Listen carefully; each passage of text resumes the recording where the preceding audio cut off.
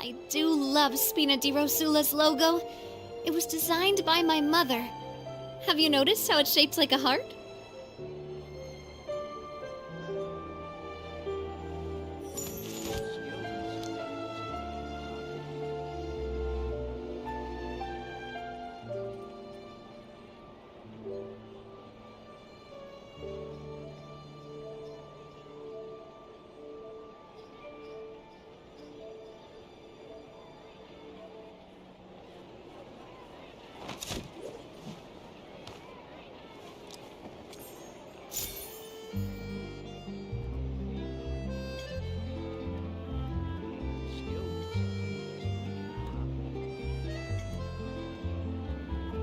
My time with the Spina has taught me that carrying an unreliable weapon is worse than not carrying one at all.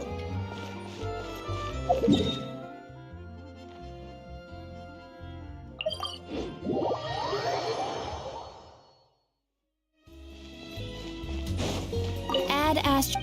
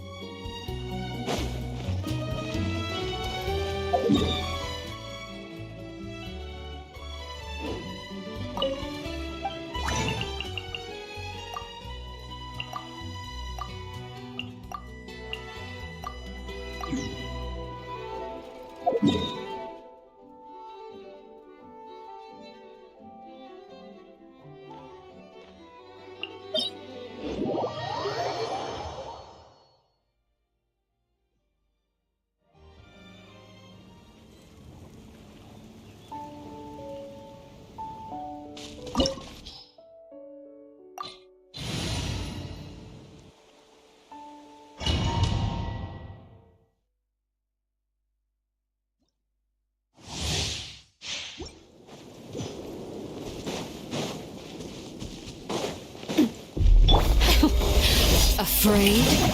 Or do you not even have the courage to be afraid? Stabilize! I will have order! With these rising flames! Let's light it up! Feeling lucky?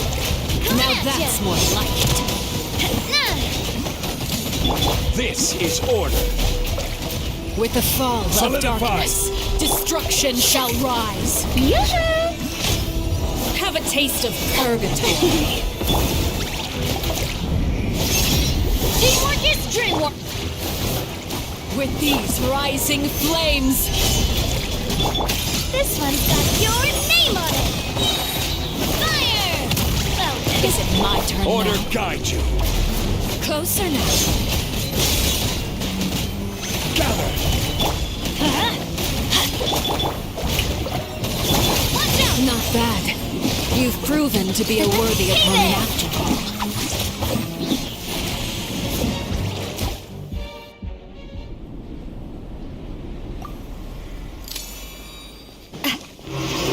I'll cut Let my name echo in song! My blade is all that remains. I will have order! Stabilize! Let's light it up! I'm going in!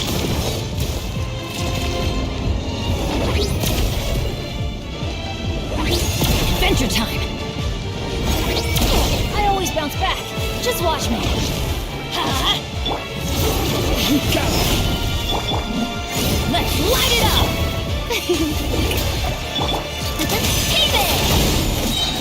Here we go! Fire!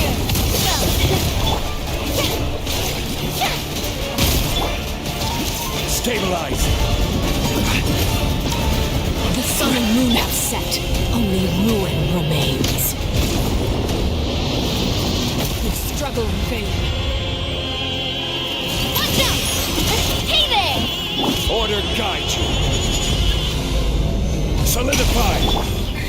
see how strong your resolve truly is.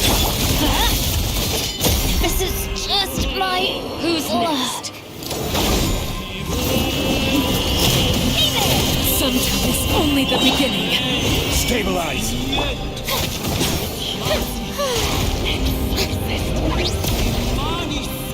Coming at ya!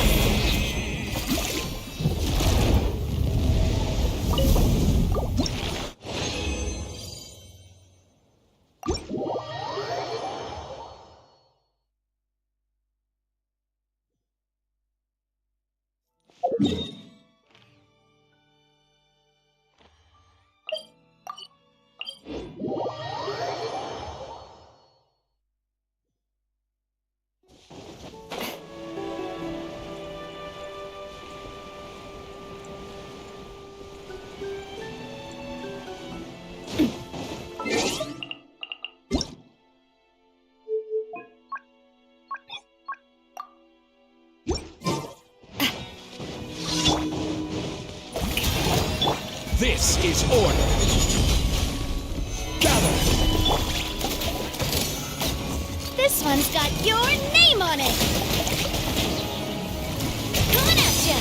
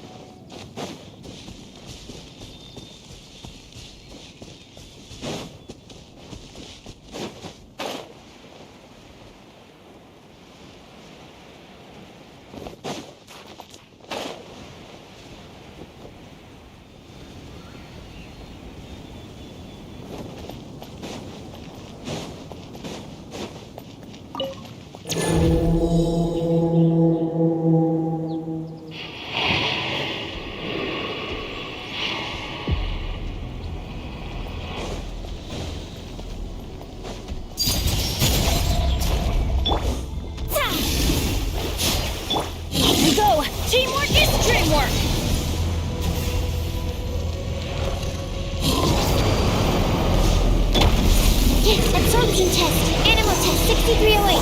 Fate is upon you.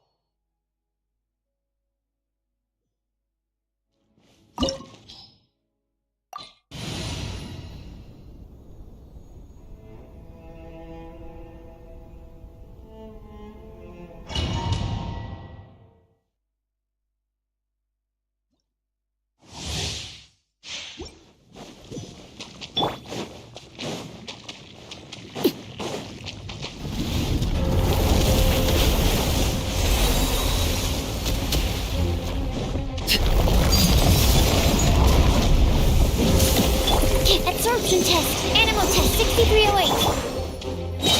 Everybody stand back. Enhanced animal module 75.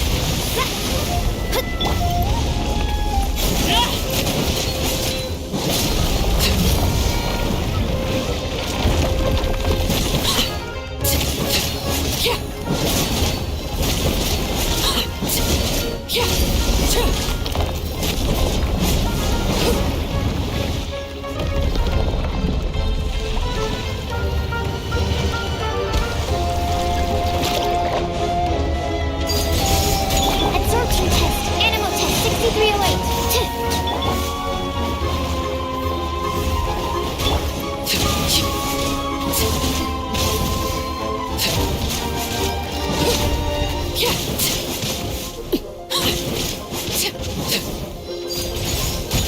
Stand clear.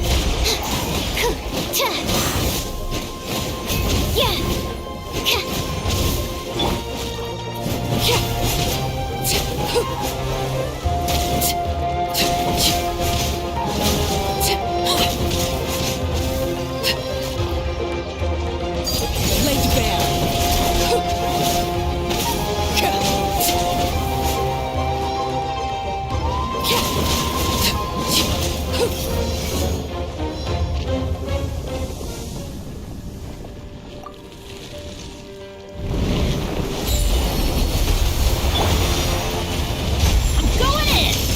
Animal hypostasis emulation. Absorption test.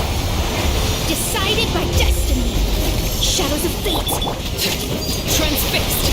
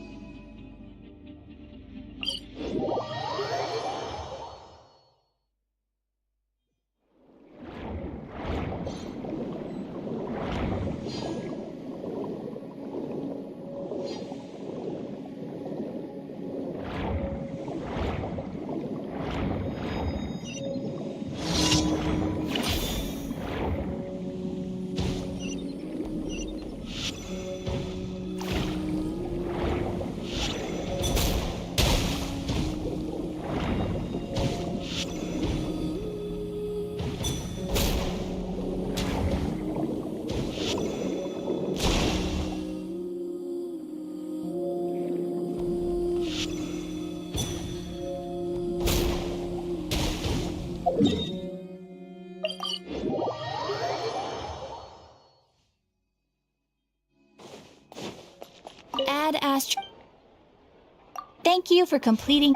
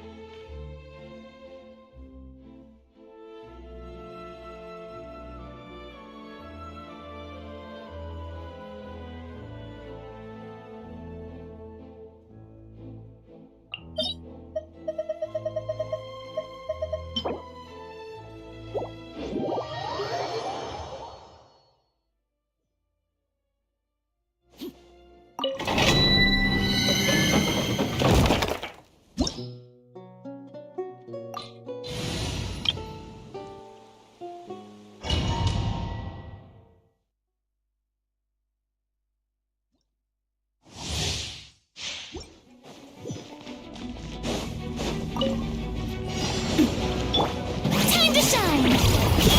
Shower me with praise! Attack!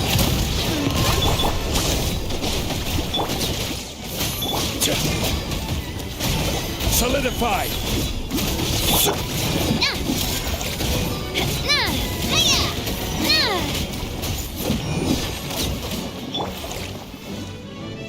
Teamwork is dream! Order guide you! Stabilize! Coming at ya! This one's got your name on it!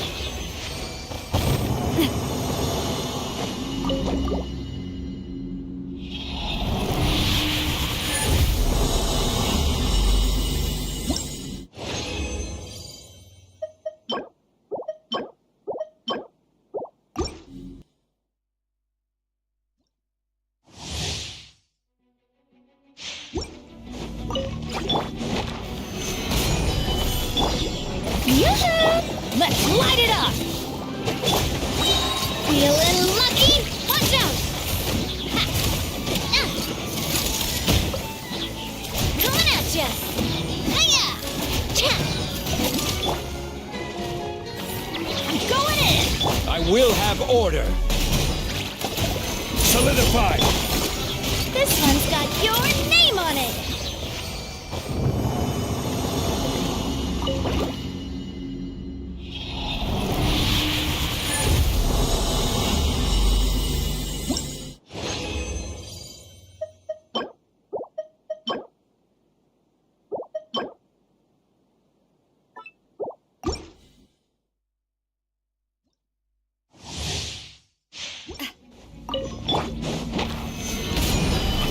Shower me with great fire! Well, feeling lucky?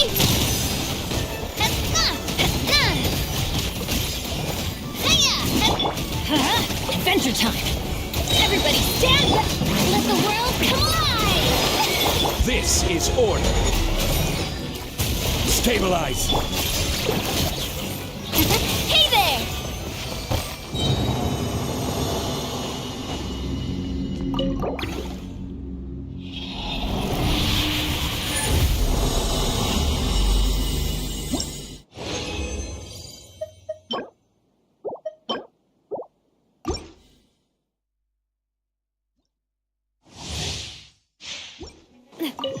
Proper send-off! Solidify. Feeling lucky? Watch out!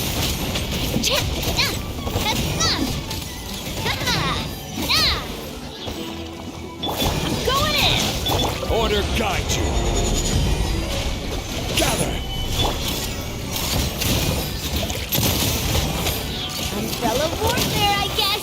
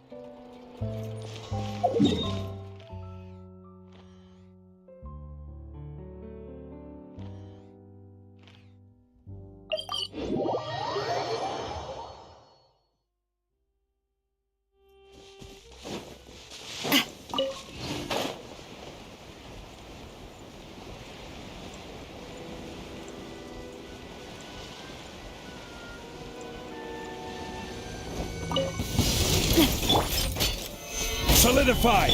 Yoo-hoo! I will have order. Umbrella warfare, I guess! Hiya!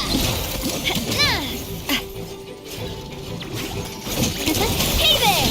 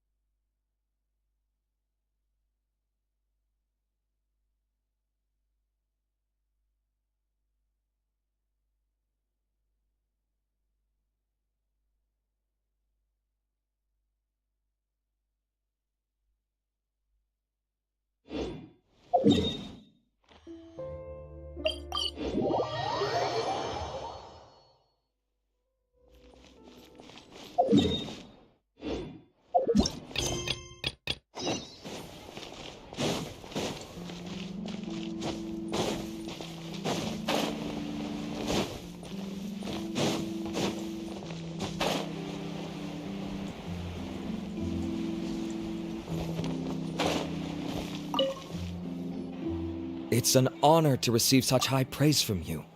To be honest, I was also hoping you might be able to point out some flaws in the product so I can keep improving it. With most skincare products, the pros and cons only become apparent with long-term use. Oh yeah, this one has instant benefits, improving skin quality without any obvious side effects. It's one of a kind. Don't worry though, I plan to keep using it, and I'll publish regular reviews in Beautés en Fleur. You can read my thoughts there. All you need to do is subscribe. Oh, I was hoping for a more casual conversation, but you are a beauty association leader after all. I understand if you want to keep this professional. Seedream? Oh, excuse us, Miss Beauty Expert. But do you think this product is a good choice for me and him? Wait, are you the renowned traveler? That's right, and by his side, the equally famous Paimon. Well, I don't normally handle customer questions personally, but since it's the traveler asking, allow me to make an exception. Butterfly Dew is made for all skin types, so no matter who you are, you can rest assured that it will be kind to your skin. If anything, it might be marginally more effective on Fontainian's skin, but other than that, it works the same on everyone.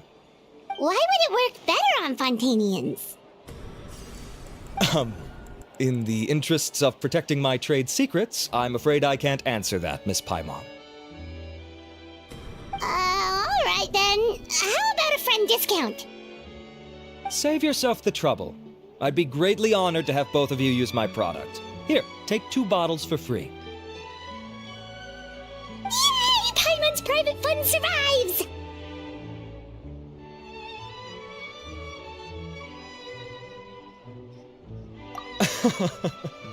I can see why you might think that, but please don't misunderstand. This gift is simply a token of my esteem. There's no business motivation behind it. To me, finding new customers for Butterfly Dew is about meeting kindred spirits, fellow admirers of physical beauty. I consider it a labor of love. Admirers of physical beauty? Eesh, that's embarrassing to say out loud. It sounds so shallow. It's nothing to be ashamed of, Miss Paimon. Most people claim to desire inner virtue, but it's still physical appearance that turns their heads. This is a fact of life. It's only natural for people to desire to become beautiful. And that's exactly what inspired me to choose this research direction in the first place. You're right. Everyone loves beauty, don't they? Look at the time. My apologies, but I have other things to attend to. I'll leave you with these 2 bottles of Butterfly Dew, and I look forward to seeing you again. Paimon, I'd say there's no need for you and the Traveler to use this product for now. Why? Is there a problem with it? The quality is fine. I just think there's room for improvement. I think I could add some ingredients to the mix to make it more effective. Really? Then why didn't you tell Rawat about that? Researchers are a very special breed of human. You can point out their flaws to their face and they won't mind very much. But if you tell them that someone else could do a better job, now that'll make them really upset. If I'd mentioned it, he probably wouldn't have given you those 2 bottles for free. Fair enough, that makes sense.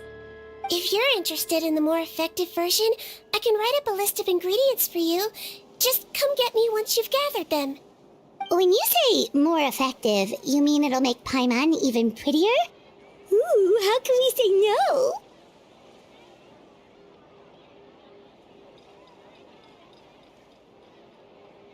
As for me, it's probably time I got back to the Fortress of Maripede.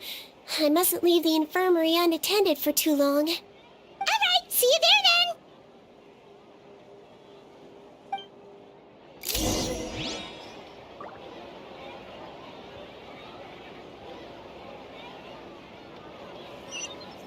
Just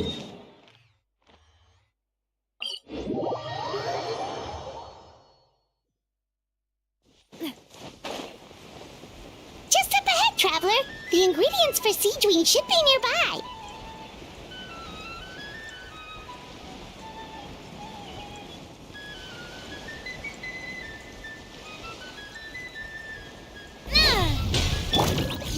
Gather! This is order! Umbrella warfare, I guess.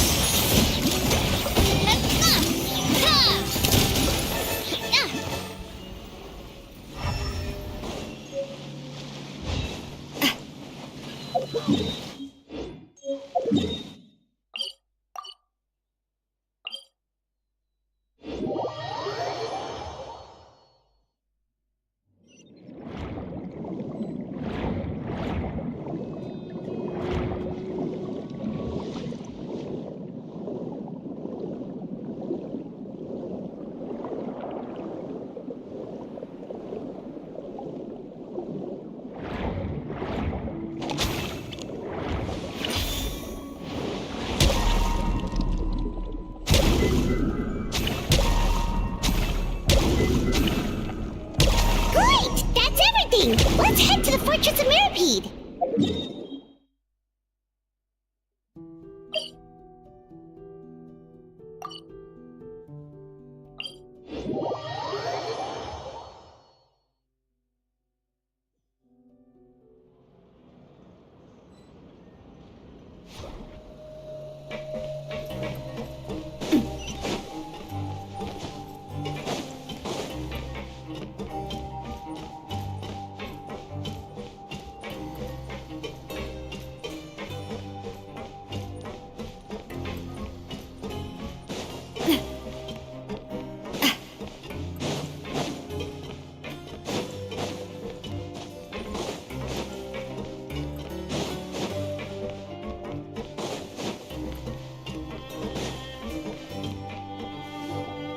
Whoa, the infirmary is packed!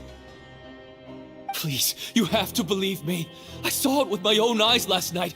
Another me! He looked exactly like me. Got it, okay. I've written down everything you told me. Now, I have a few tests to run. Take a deep breath, and don't worry, it's nothing to be nervous about. First, which finger am I holding up? Your index finger, but I'm telling you, my mental state is fine. I'm not crazy. Very good. Now, on to the next. Hey there, Your Grace. It's been a while, huh? Ah, it's you two. Indeed it has. I would offer you some tea, but I'm afraid the timing is unfortunate. Duty calls. No worries. Actually, we were looking for Siegeween. Do you, know what all of this is about? This inmate came running to the guards in a panic, claiming to have seen his exact doppelganger. A doppelganger? Doesn't that just mean someone else kinda looks like him? And that's what I thought when the report first reached my desk. But we've inspected our records. No one even vaguely resembles him. Considering how certain he is of what he saw, I can only surmise that he's having some mental issues. So I brought him for a medical evaluation. All right, very good. Take a sip of water and rest for a bit. Evaluation complete.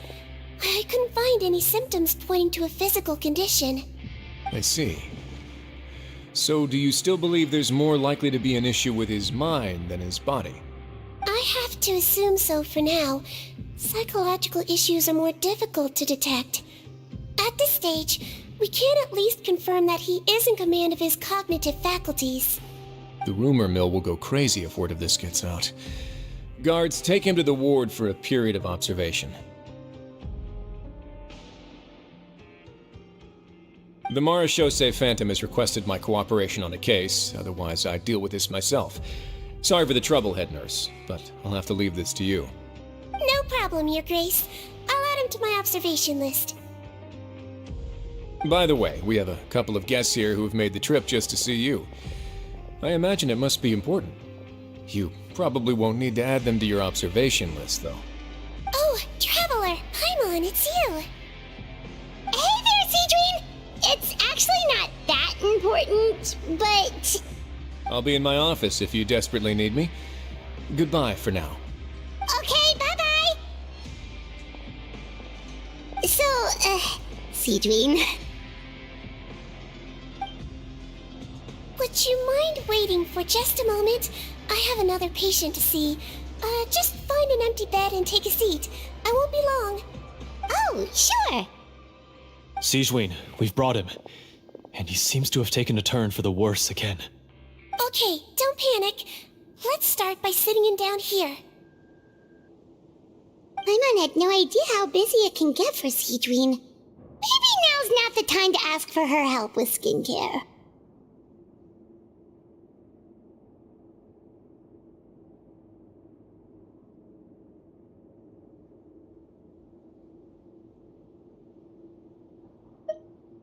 Good point. Besides, it might actually be interesting to observe her at work.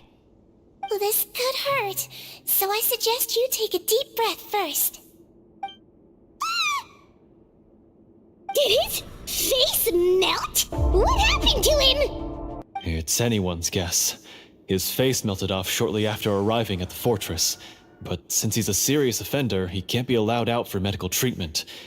Best we can do for now is ask the head nurse to give him something to manage the symptoms. Oh, this is gonna be awkward. We still need to bring him to the Marechaussee Phantom for questioning. What if he scares them half to death? Will that be our fault? The Marechaussee Phantom? Does this have something to do with the case Wrisley's dealing with? Yep, it was a huge case. They bagged a few dozen crooks in one fell swoop. And this guy's the baddest apple of the bunch. He harmed countless people. And now, it looks like it's all finally catching up with him. You done gawking? Not yet. I need to check the severity of your ulcers to decide the right dosage. Don't worry. We Melazines have a very different sense of aesthetics from humans. To me, he just looked like a little kitty with slightly scruffy fur, but still just as cute. Don't patronize me. Do I look like a kid to you? Just give me the meds and let me out of here. I already missed my cell. Hey, lose the attitude. You dare talk back to our head nurse like that again? Your days are numbered. Oh, it's fine. Okay, I'm going to apply the medication now. Tell me if it hurts, alright? Look how nice Seedween's being. And he still talks to her like that? What a nasty piece of work. Can I leave now? Wow, not a peep. What a brave little guy. Thank you, Sejuin. And I apologize for the trouble. So, Traveler, Paimon, did you bring the ingredients? We did, but we don't want to interfere or anything. You're busy saving lives here. Oh, don't be silly. I agreed to it, didn't I? Just hand me the ingredients, and I'll make some time to whip it into the improved version for you. Take a rest here if you want. Or, if you're not tired, I hear they're holding a new pancreation tournament in the administration area. Or alternatively, is there anything we could help you with, Seedween?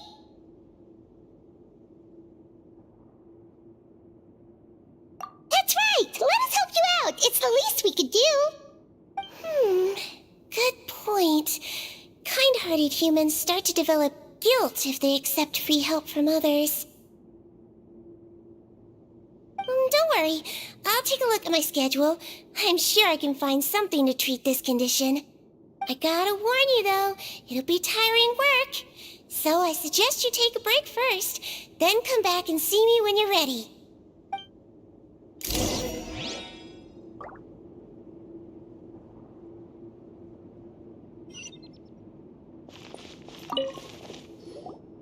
We're ready, Seedween. What's our first mission? I found the perfect job for the Traveler. First, I'd like you to lie down in this bed.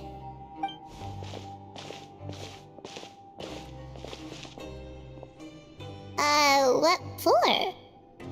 I need you to pretend to be sick. What? Oh, is it that difficult? I thought you did a pretty good job last time. Oh, so you knew. I sure did. He was way more interesting than the usual malingering inmates, and you played along very well, Paimon. I observed you two for quite a while after that. Well, this is awkward.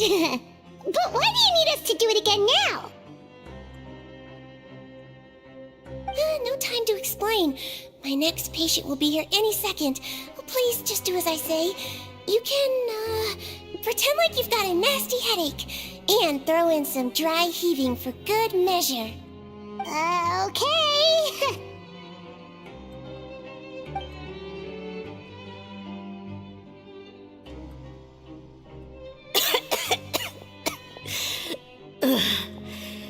Hey, Doc, it's me.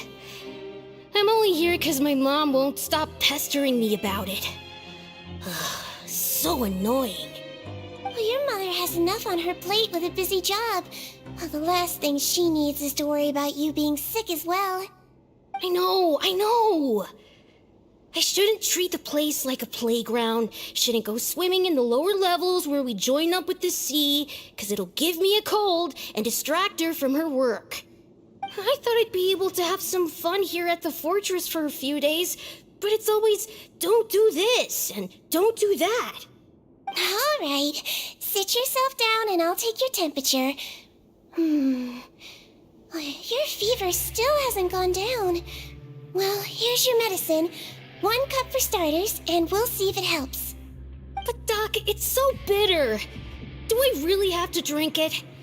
I mean, I'll be fine, right? I've got an uncle who caught a cold. His fever went away on its own after a couple days.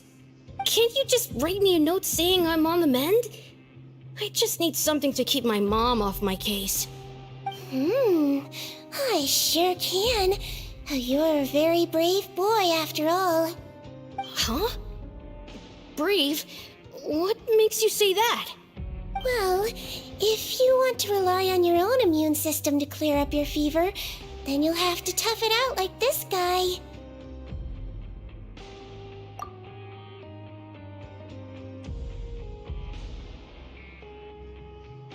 Hang in there, traveler. Are you gonna puke? Paimon can get you a paper bag. Huh? As long as you're tough enough to get through the nausea and dizziness caused by the high fever, you'll be right as rain after just a few days' rest. And if I'm not tough enough? Hey! Wake up! Wake up! Put it this way. At least you'll never have to see the doctor again, right? I think maybe I'll take that medicine after all, if that's okay. Oh, of course. Here, it's still warm. It's so bitter. All done. Great job, you two. That kid really doesn't know what's good for him. His mother's a guard here.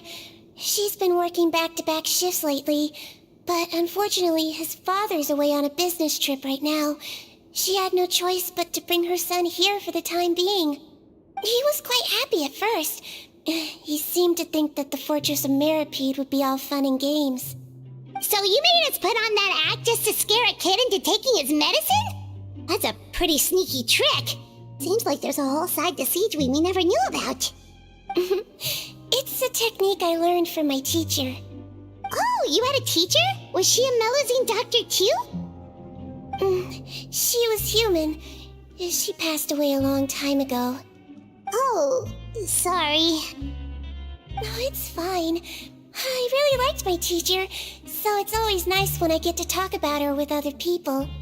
She was a traveling doctor, and since she didn't have a clinic, she'd go out and visit her patients wherever they were. Dealing with the badly behaved ones was her specialty. She used to say, if you can scare the little brats into taking their medicine, you won't have to hear them wailing and screeching when their condition gets worse.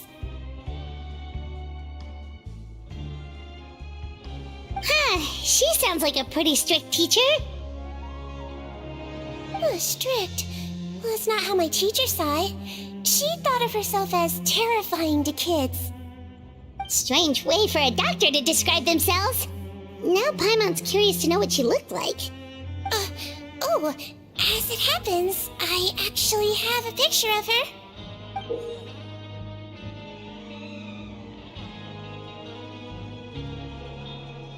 Oh, wow, yeah, okay, that'll terrify the kids.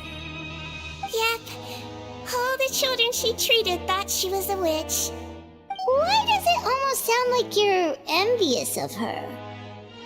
Oh, because I am. If she was here, all the children would take their medicine without any need for tricks. A doctor who looks like a witch. True, they wouldn't dare try anything funny with her around. Oh, me, on the other hand, it's hopeless. Children aren't afraid of me at all. That's actually a good thing, you know? Oh, my next patient should be arriving now. Would you mind lending me a hand again? Sure thing! On to the next mission!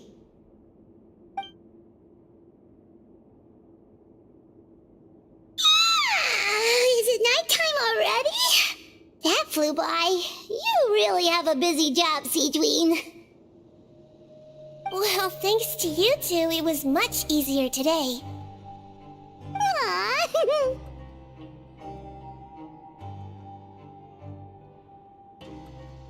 Should we get some rest? It's getting pretty late.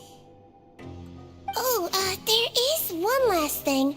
I have to keep it confidential, so I usually leave it till after everyone's clocked out. Confidential? Are you sure you can tell us? Well, it's fine. You're not living here anymore, so it's okay if you know. All it is I have to prepare some ingredients to make healthy meals with. Wait, you mean those healthy meals?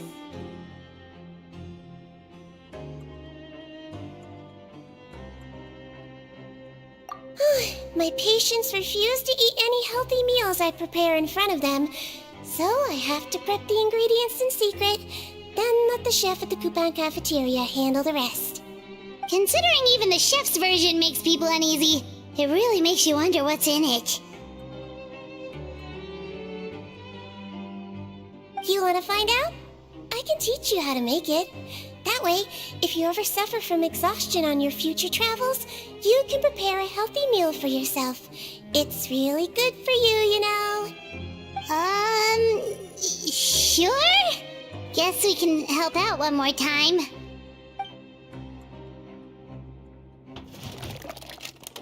The ingredients are ready. Now, put them on the table and add them in the order I tell you. First, we add this special slime condensate, stir it thoroughly, then pour it in. Oh, see that? It adds elasticity and looks just like tasty jelly, doesn't it? Yeah, it really does.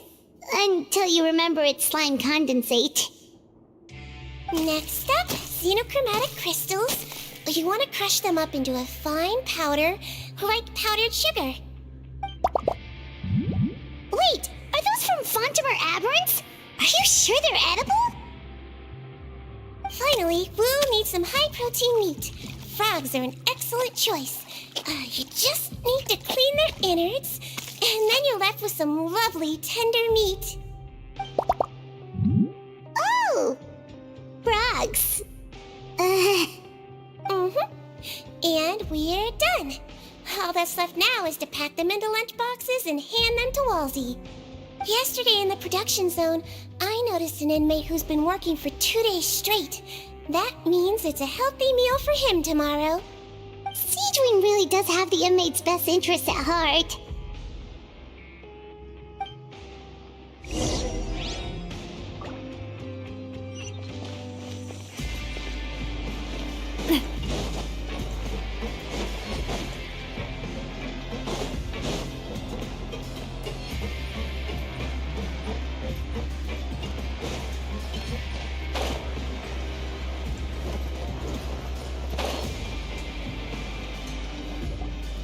Ah, head nurse. Got some extras for me? Just the one today. The serial number's on the lid. Sounds good. I'll make sure it gets delivered. Sounds like they're talking in code. Thanks for your help. Oh, it's no trouble at all. I only wish I could do more. You work so hard for all our sakes. I'd happily lose a little sleep if it meant helping you out. That won't do. If you reduce your sleeping hours any further, your health will start to suffer. All right. Nurse's orders. I'll do as I'm told. But you take care of yourself too.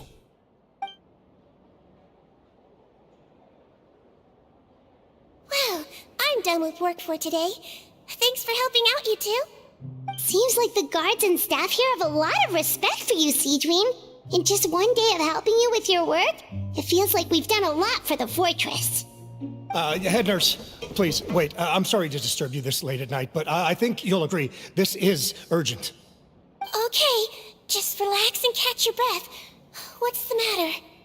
The guard at the observation ward, Odilon, he told me to pass on a message to you.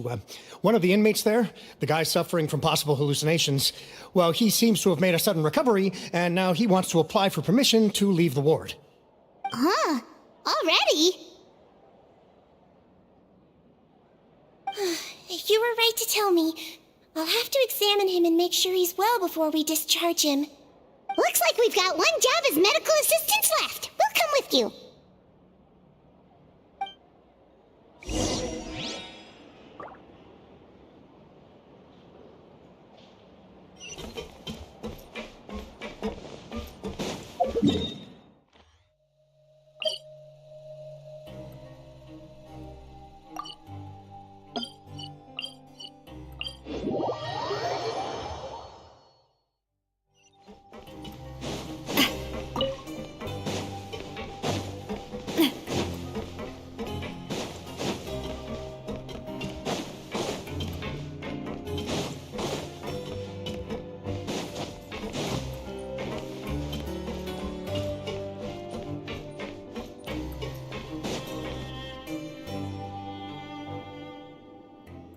Ah, head nurse, you're finally here. I'm so sorry for all the trouble I've caused you, but I believe I've now made a full recovery. After giving it some thought, I'm sure that I was probably just seeing things. It's stress-related, I imagine. I'd been working long hours, so I definitely wasn't in the best state of mind. I totally understand. Still, I have to give you an examination before I can discharge you, okay? So, take a deep breath and don't be nervous. It'll be the exact same procedure as we did this morning. We can start whenever you're ready. Again, so sorry. I was in such a state this morning, I barely recall anything. Would you mind taking me through it again? Oh, not at all. It's a lot to remember. First up, we have a little cognitive test. Just concentrate and you'll be fine. To start with, which finger am I holding up? Your pinky.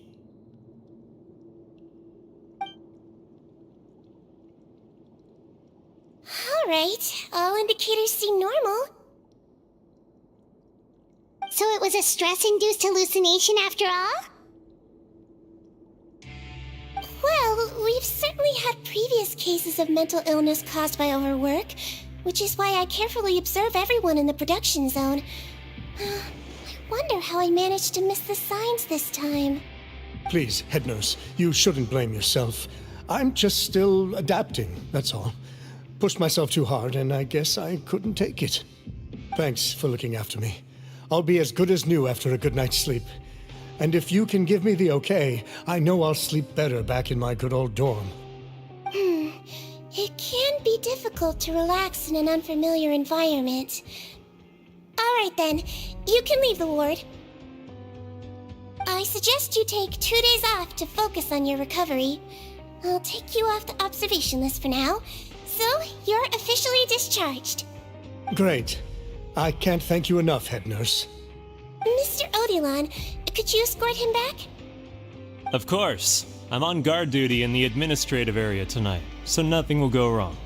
You have my word.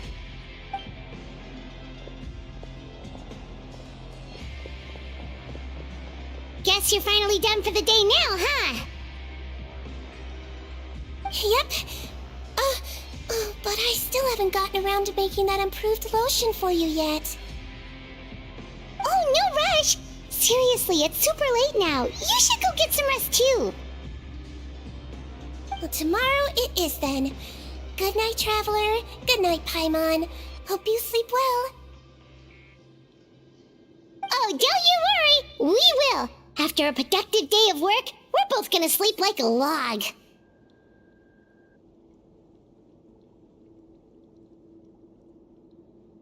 Yeah, sleep tight, Seedween. See you tomorrow.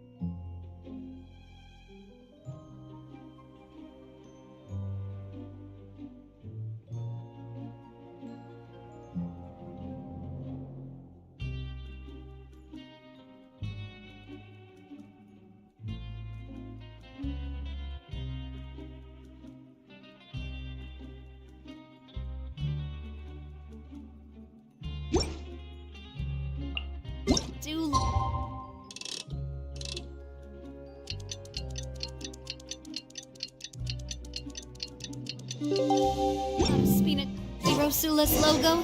Paimon really did sleep like a log. Let's go find Seedween.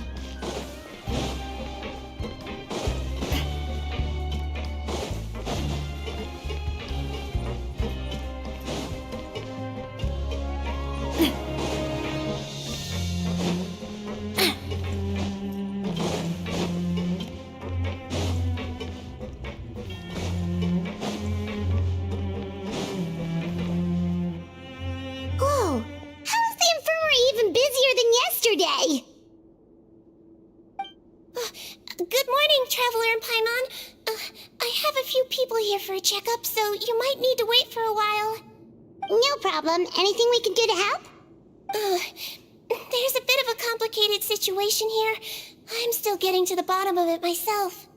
You have to believe me. I'm telling the truth.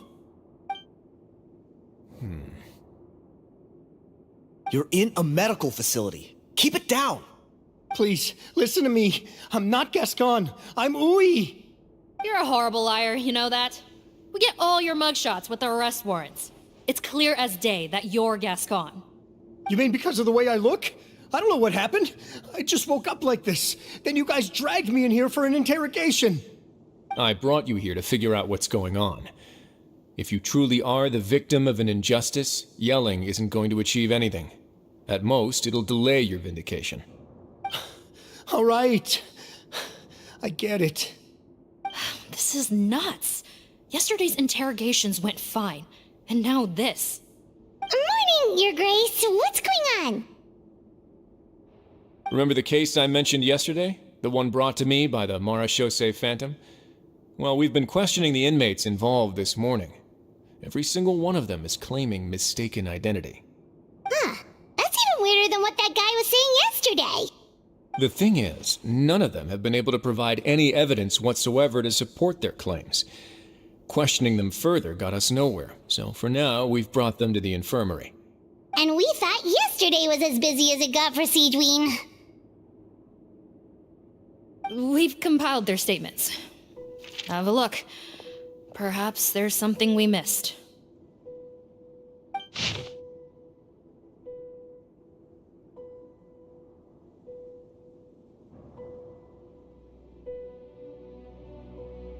Wait.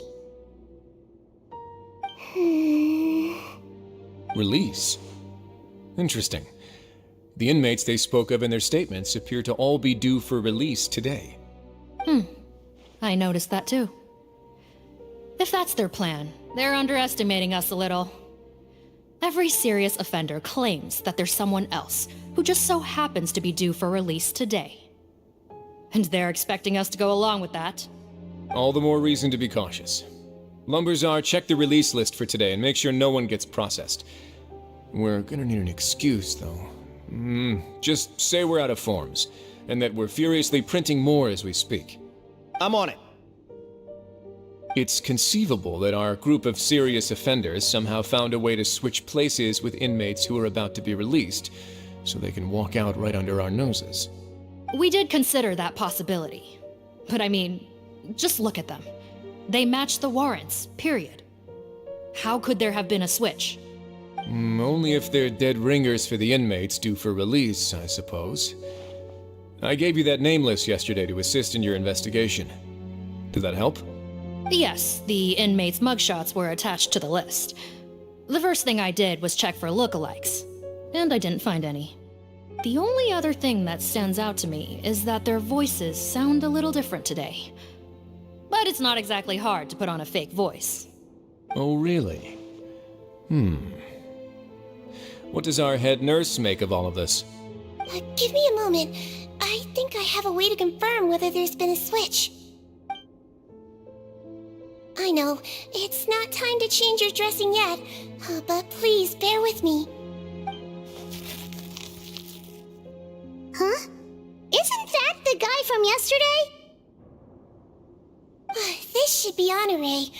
He has very severe facial ulcers, which require an operation in the hospital at the Court of Fontaine. I authorized him to leave the fortress for medical treatment under guarded escort. Yes, like I told you. I'm not Potton. I'm Honoré. So there has been a swap. Well, I can see what happened in Potton's case, but how do you explain the other inmates? You're not telling me their souls switched bodies, are you? No, I believe it was their faces that got switched. The method is a bit like replacing a tooth. Take the bad tooth out, put a false one in. And actually, I think I can prove it to you. Traveler, Paimon, do you remember Eric from the other day? Yeah, sure do. Then you can be my witnesses. To start with, please fetch the inmate who claims to be Eric.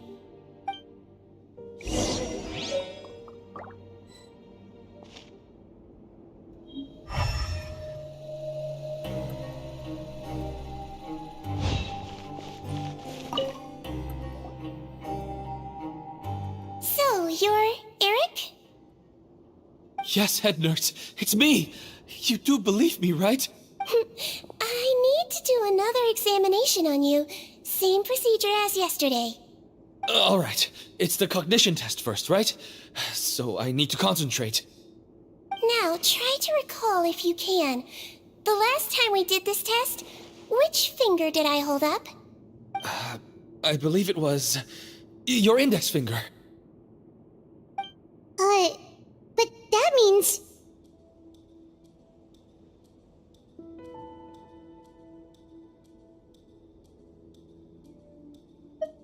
Huh? So basically, last night the Eric who said he saw another him suddenly recovered and applied to leave the observation ward. Seadwing did another test before letting him leave, but that time she held up her pinky finger.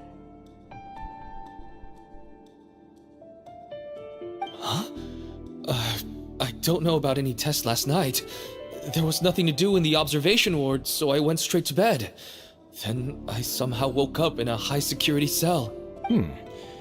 Well, in that case, there is a reasonable explanation for the strange events of the past 2 days. So, what exactly happened? The gang of serious offenders wanted to break out of prison, so they identified a group of scapegoats, namely inmates whose terms were almost up, and planned to switch appearances with them. Last night, when Odilon was on duty, they ambushed him and had one of their group switch appearances with him using their face-swapping method. That allowed them to avoid scrutiny from the other guards. Then, once all the other inmates were asleep, Odilon spent his night shift carrying out the remainder of their switcheroo plan. However, they made one mistake. Henri changed his appearance to match Eric's earlier than he should have done, and ended up being spotted by the real Eric. Real Eric came to the guards for help, but we didn't know then what we know now, so we put it down to hallucination and sent him to the observation ward. However, since one of the gang members was posing as a guard, they simply changed real Eric's appearance and had their Eric take his place, muddying the waters even further. Right, because I put Eric on the observation list by then, and no inmates on that list can be processed for departure until I've discharged them. Hence why the imposters had to pull that little stunt to get fake Eric off the list. Yeah, it all makes sense now! The Duke cracked the case! Well, I can't fault the reasoning. But I'm afraid that we ruled out the possibility of face switching very early on in this process.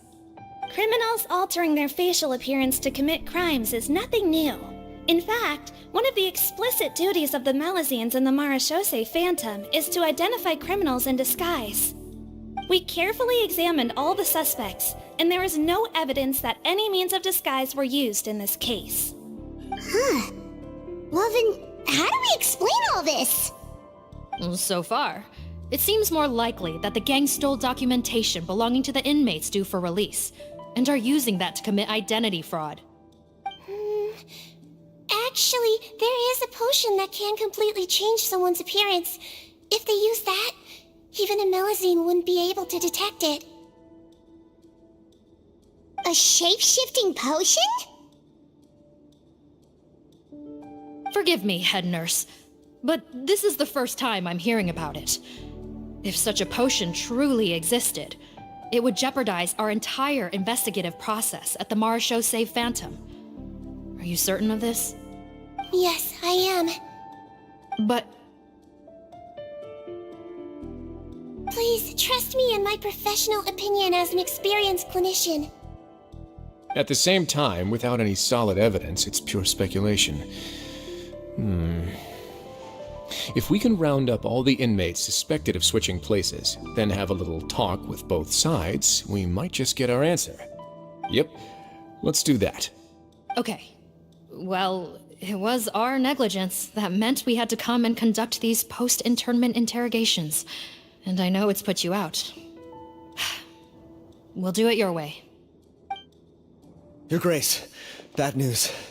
I paused the releases like you asked, but we were too late. A bunch of people already got processed 2 hours ago. I checked the list, and sure enough, it's all the people who gave statements. 2 hours ago? That's before today's interrogations began. They had this all planned out. So there really was a switch after all. They really pulled the wool over our eyes on this one. We should be able to catch up with them if we leave now, right? Not if that potion is real. They can just switch faces again after leaving the fortress. And if the Marechaussee's Melazines can't even spot them, we wouldn't know where to start searching. Yikes! So we're at a complete dead end!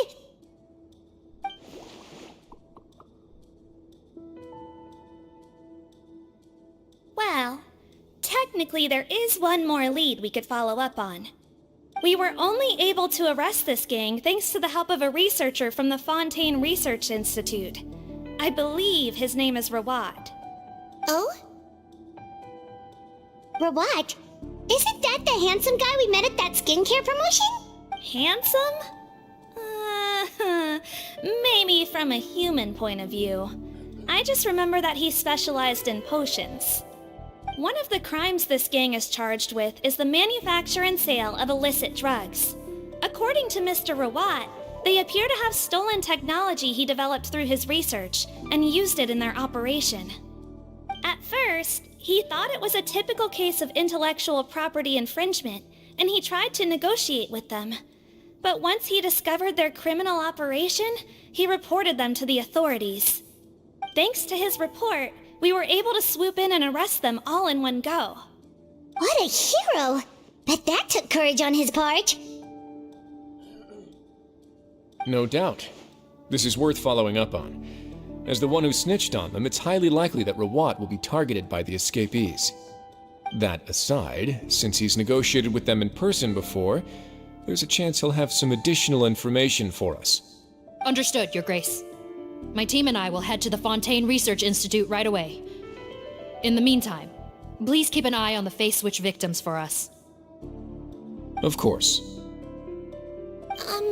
Miss Morgan, I'd like to come along and help you catch these criminals. Huh? Why's that?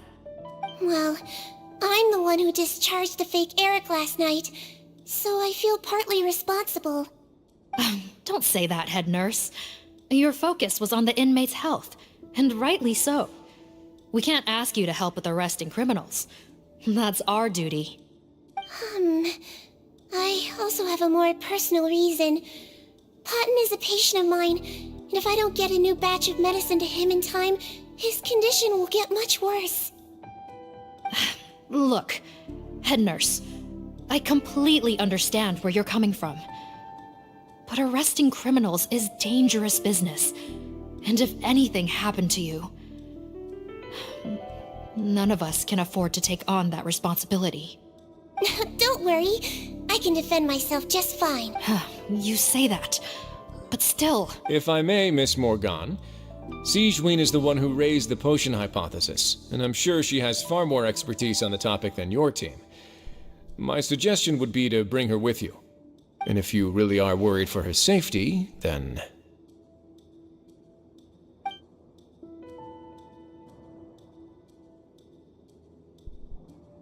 Ah, there you go, right on cue.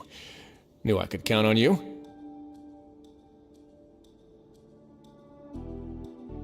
Okay. Well, since this plan has the Duke's blessing, far be it from me to refuse. We should head off immediately. Time is of the essence.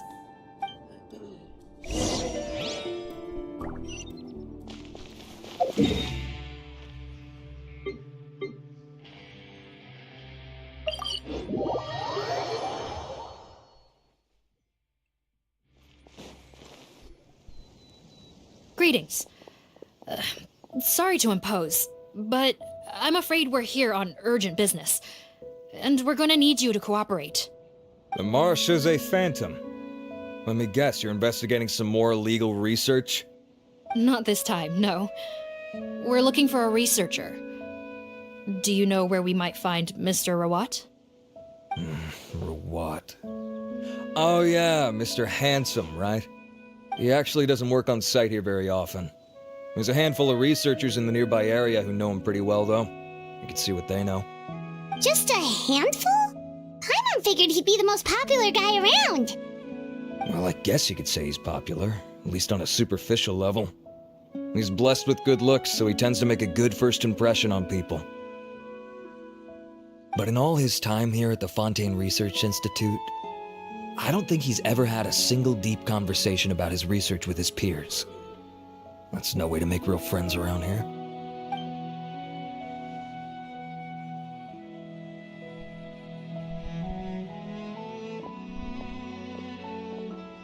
That's so weird. He definitely didn't come across like a recluse at that product promotion. I don't find that weird at all. He definitely didn't strike me as the kind of guy who's good at making friends.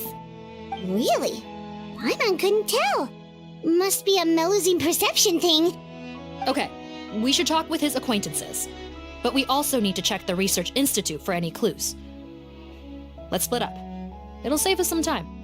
Sure thing. We'll go ask around among the other researchers with Siegeween. Paimon's suddenly kinda curious to know what everyone really thinks of him.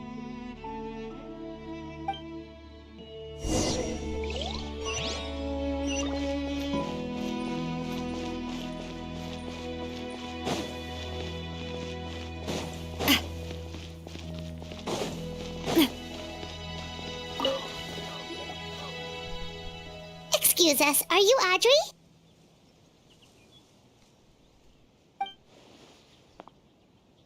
That's me. What is it? Are you close friends with Rawat? We're trying to find out where he is. Close friends? You mean because I told him I had feelings for him once? I doubt I'm the first or last at the Institute to make that mistake. Why would you single me out as a close friend? I should have known, really. Men like him, they just enjoy being surrounded by fawning women. They're not interested in a serious relationship. Okay. We were just kind of wondering if you might know where we can find him. Why would I know where he's at?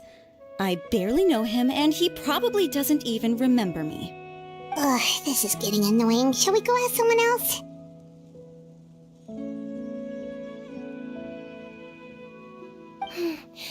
I think she knows Rawat better than she cares to admit.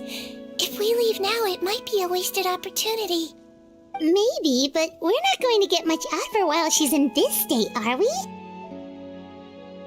She's displaying symptoms common among people in love, if that's what you mean. But I know a cure. It's curable? Oh, we're still no closer to finding Mr. Rawat. Oh, by this point, he could be in grave danger. Danger? Wait, why are you looking for him again?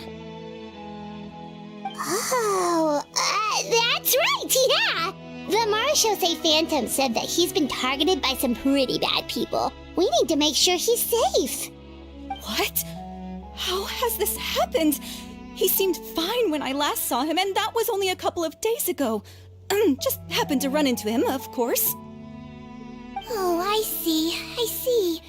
Well, do you have any thoughts on where he might be right now? Okay, but this is purely out of concern for his safety.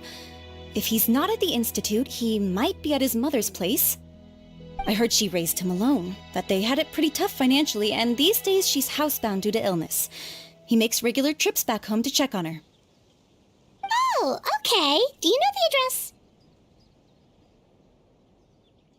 Nope, sorry. I only found out the thing about his mother because it came up in conversation once. I was just trying to find out more about him, so I could get to know him better. When I told him I had a crush on him, I offered to help him take care of his mother. And yeah, maybe that was a stupid idea, but did he really have to yell at me for it? It's like, fine, I can take no for an answer, but what's with the temper tantrum? Unbelievable. These guys only want to show you their charming, well-groomed exterior. They can't stand it when a few home truths shine through. Looks like her love syndrome is flaring up again. We need to find out Mr. Rawat's mother's address. Let's check with the Marshosei officers when we regroup. Cool, sounds like a plan.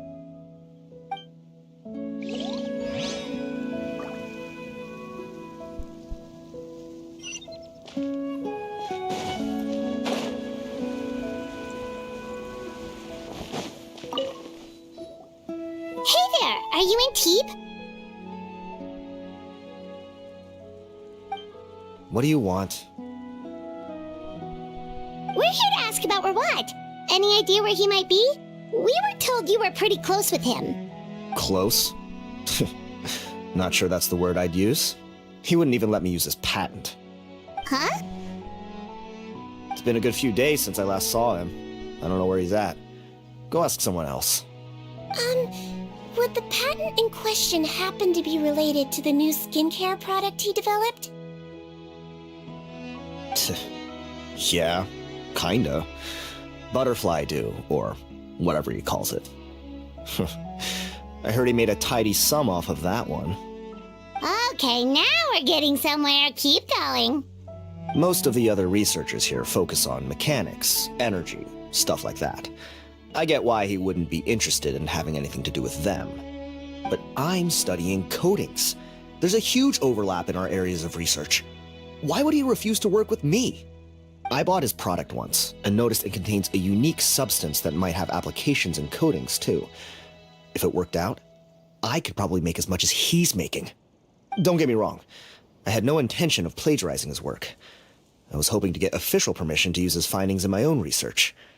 Followed the proper procedure. It was all above board. I would have had to pay him a license fee and everything. But despite that, he turned me down not once, not twice, but 3 times. It's like he's vehemently opposed to the idea of anyone else making the kind of money he does. Huh, so is Rawat antisocial, or is this guy just jealous?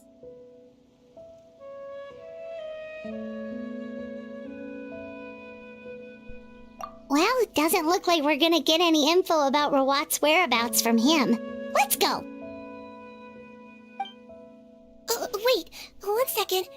Mr. Antibes, next time you go shopping, you should buy some Biol fruits. Peel the skin, steep in water, then drink. It'll help calm your mood. Huh? Yeah. Thanks.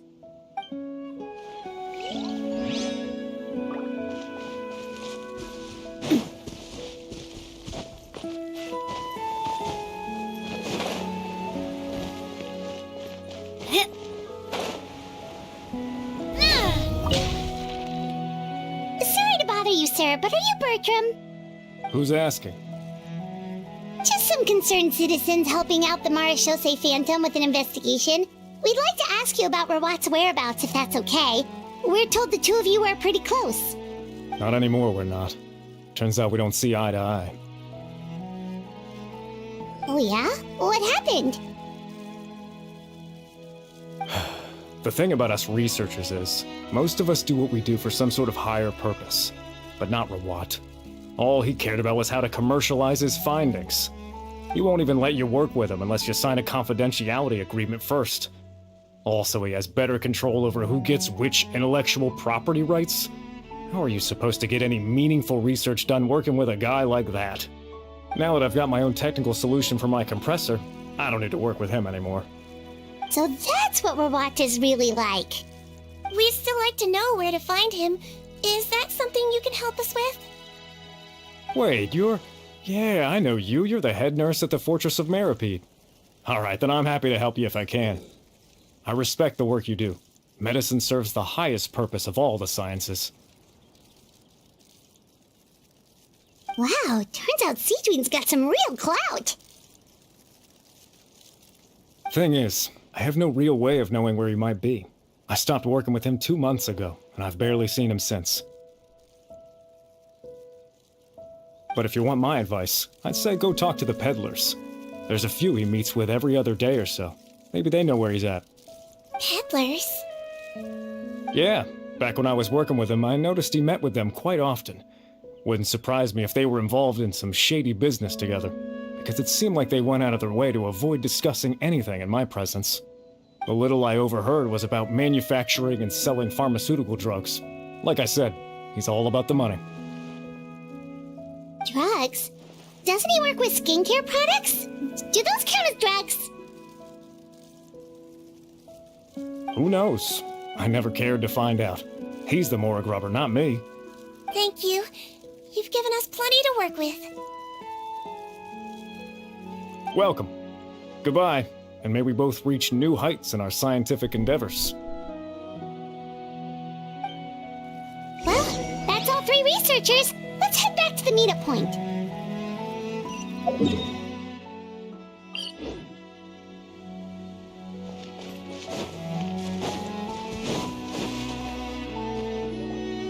You know, Hyman started out thinking Rawat was a handsome researcher with a friendly and cheerful personality.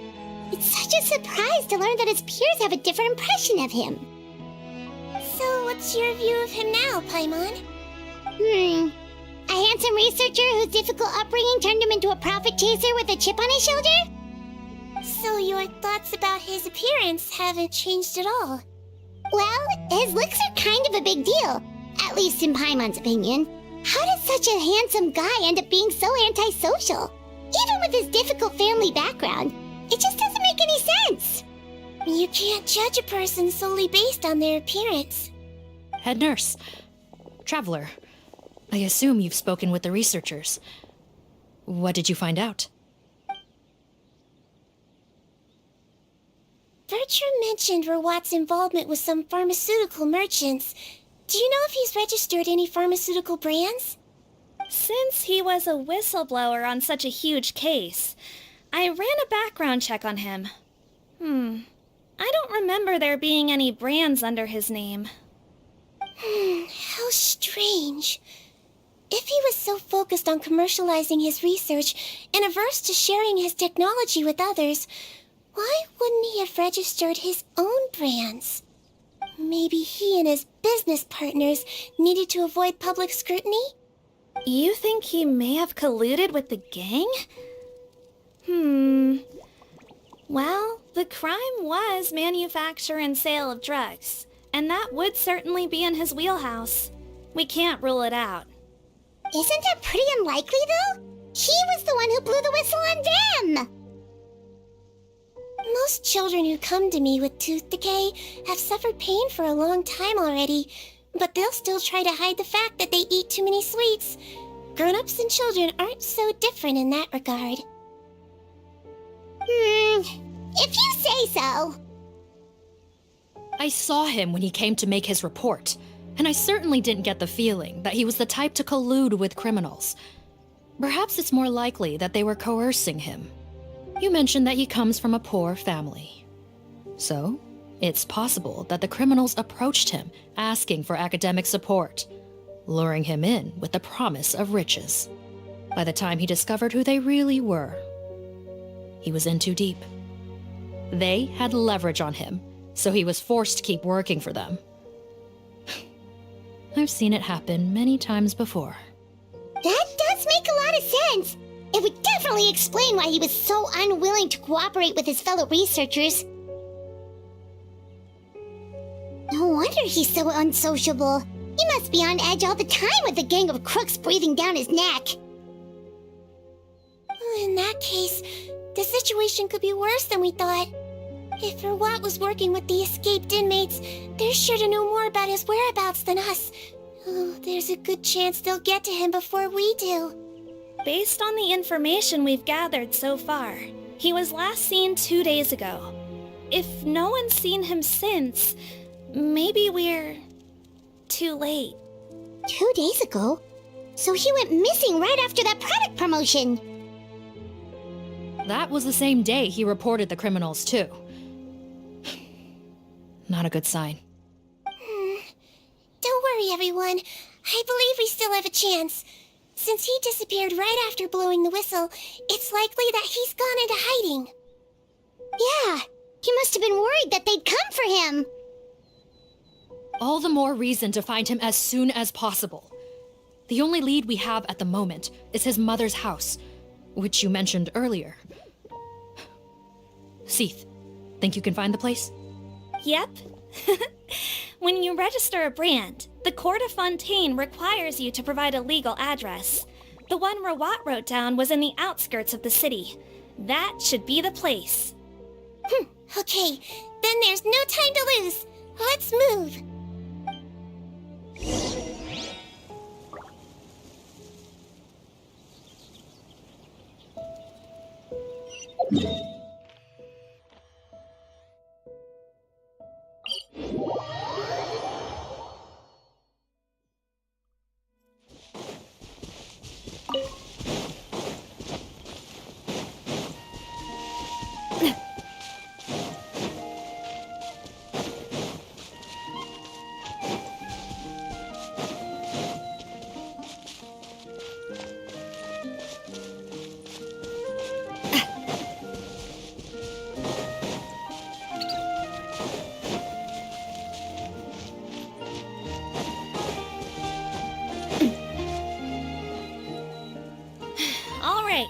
This should be the house.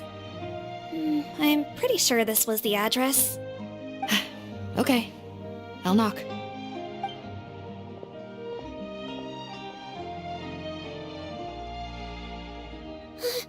Sounds like whoever's inside has restricted mobility. Oh, it seems serious. What's the fastest way to get this door open? Break the door down? No, I'll handle it. Let the expert deal with it. There'll be a mountain of paperwork if we damage a citizen's property.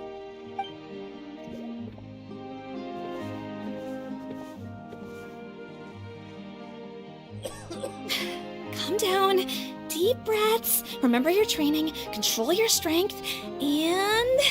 it's open! Seath, take a few people and lie in wait. Keep your eyes peeled for any activity around the house. The Traveler, head nurse, and I will go inside.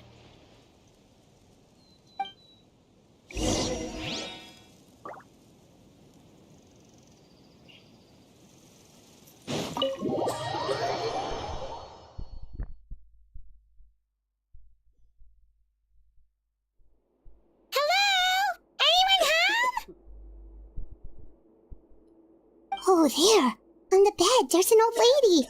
That's gotta be Rawat's mother, right? She doesn't look like she's in any state to be answering our questions, though.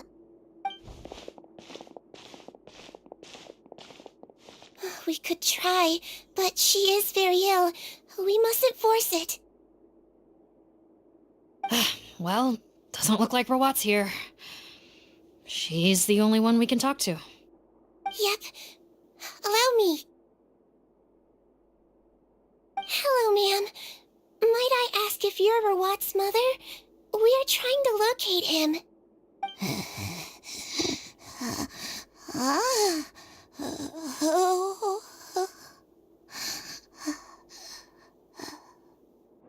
Hard of hearing, perhaps. Does anyone have a picture of Rawat? I have one here. I'd like to show you a photo, ma'am. Is this your son? Do you know where he is?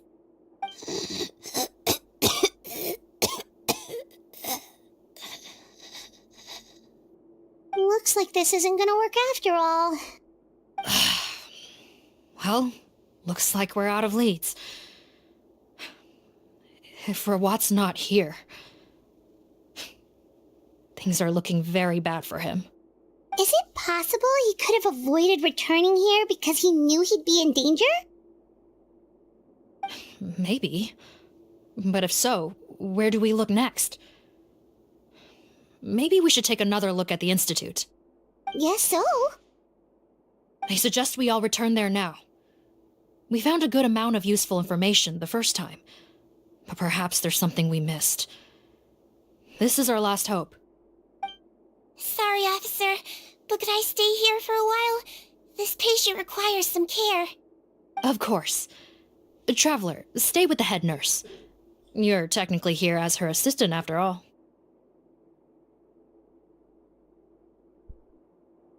Also, I'd like some Marechaussee members to stay as well, and keep an eye on the area. Why's that?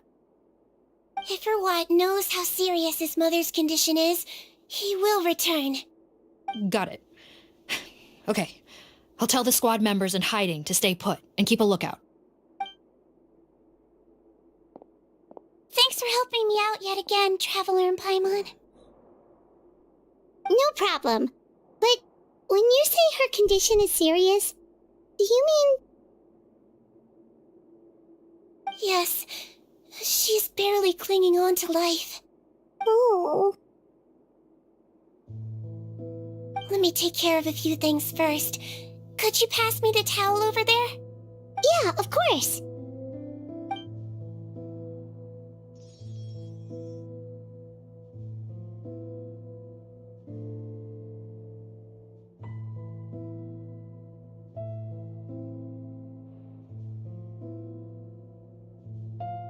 I can tell that her family has tried a lot of different treatment methods, including some very expensive medicines. Unfortunately, her condition is so multifaceted that a recovery looks all but impossible. Seedwing. My mom bets being a nurse must be pretty tough at times like this.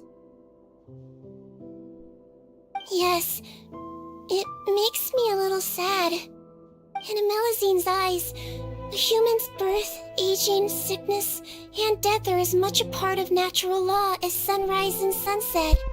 But human medicine can defy that law to some extent. In that sense, it is a science of miracles. That is why I became fascinated with it in the first place.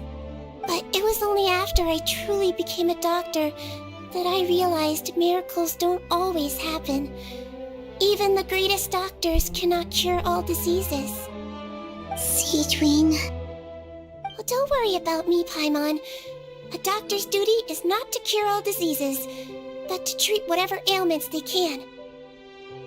At the very least, I can lower her fever. That way she'll suffer less, and she might even be able to see her son. Yeah, all the more reason to find Rawat as soon as possible, even if we don't catch those crooks.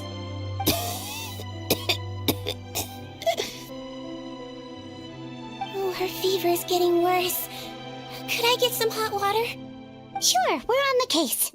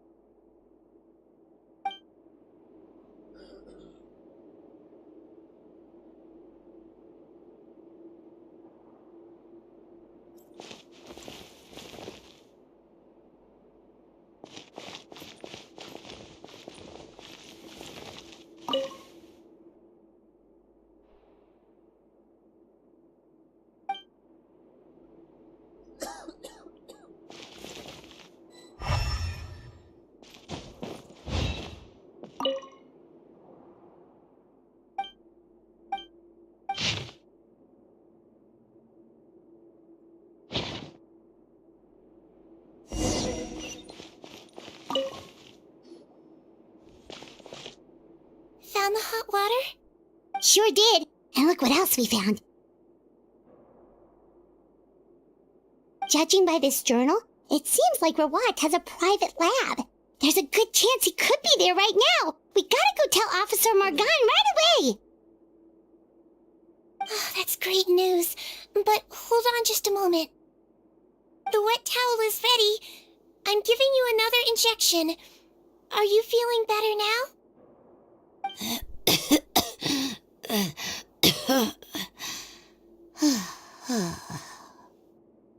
It's all right. We'll go bring him back. Please hang in there. Thank you.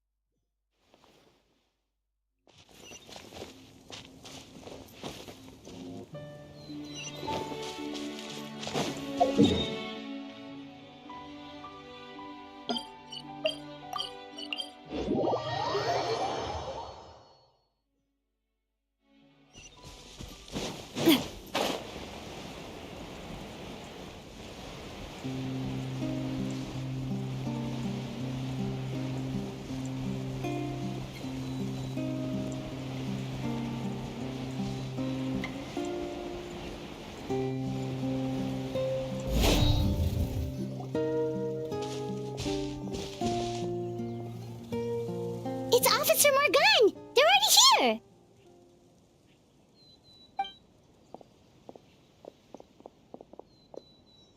We came as soon as we heard the news.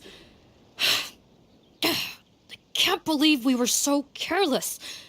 The most crucial information of all was hiding right there, in that room. And we missed it. Don't blame yourself. Right now, we need to focus on finding a way in. There's a mechanical door over here! Hopefully the instructions in Rawat's journal will help us open it.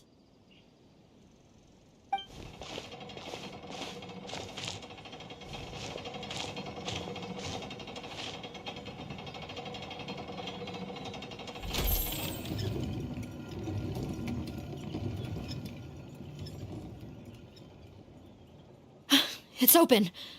Let's go in.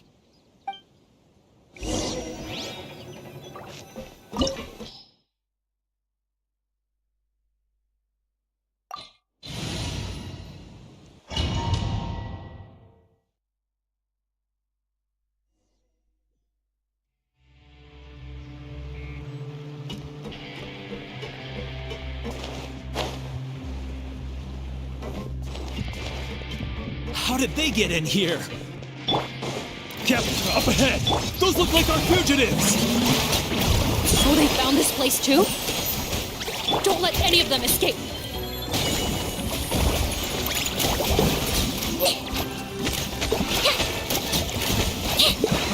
Another test subject. Solidify!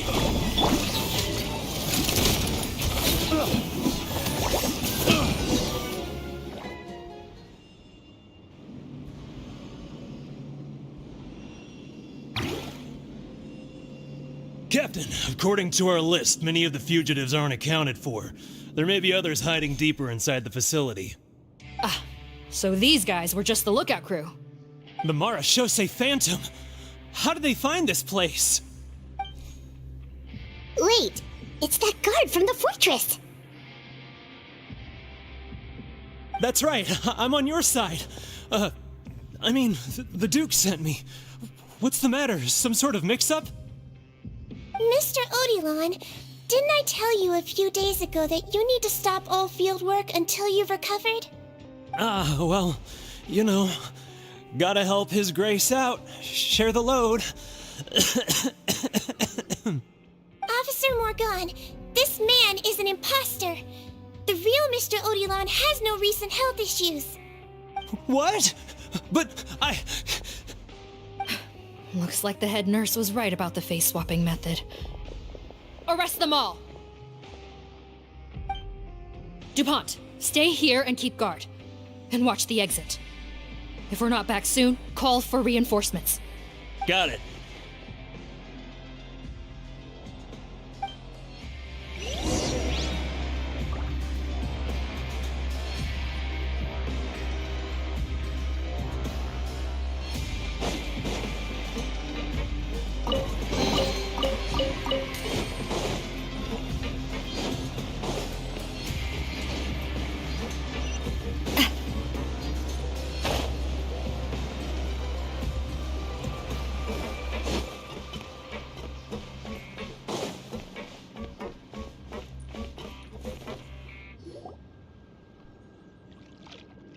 So many jars. Was this some sort of production facility? This scent, it's probably the ingredients used to make butterfly dew.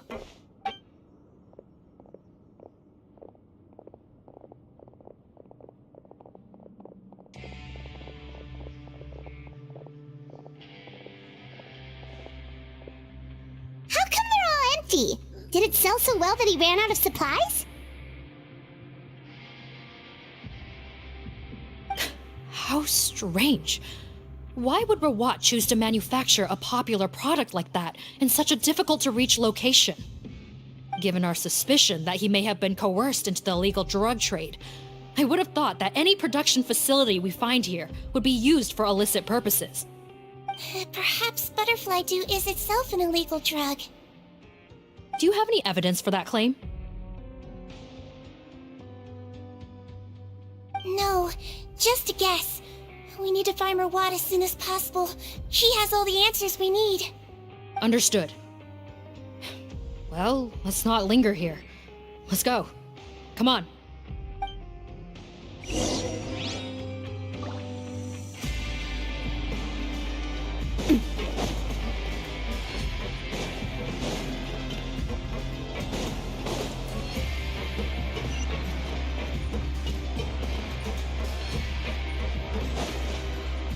Doesn't look like we're gonna get this door open. Let's find another way around.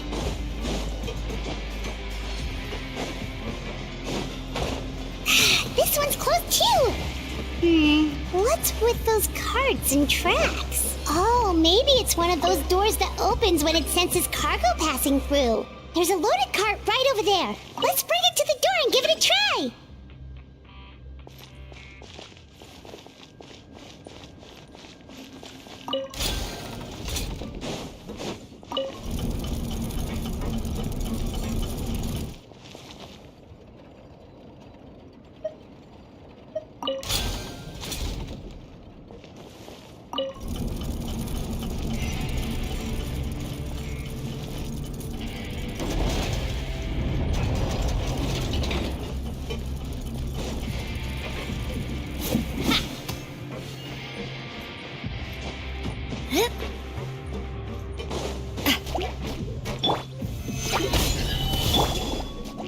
Get out of here! Let's blow bubbles! Phew! Shower me with praise!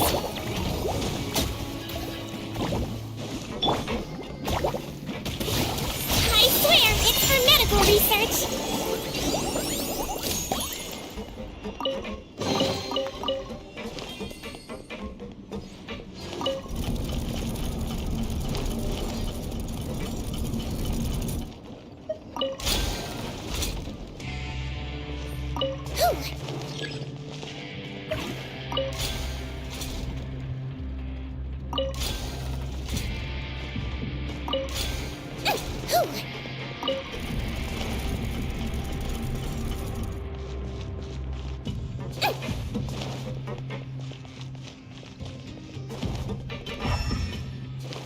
Don't slip and fall!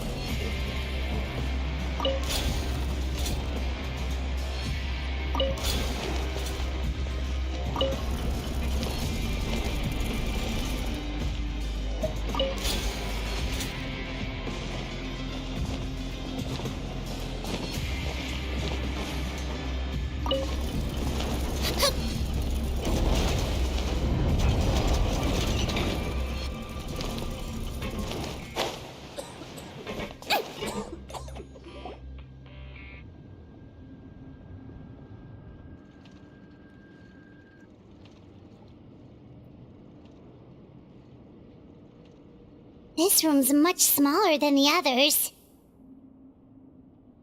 Judging by the implements on the table, this looks like a potion-making lab. Head nurse! Over here!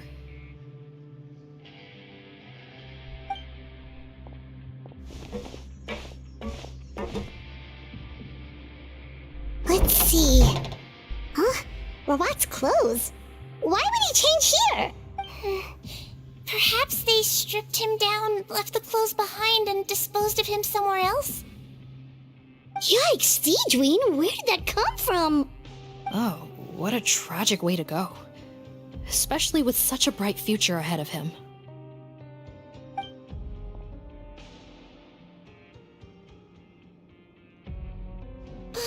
There's a path leading further on, Officer Morgan. Let's keep up the pace.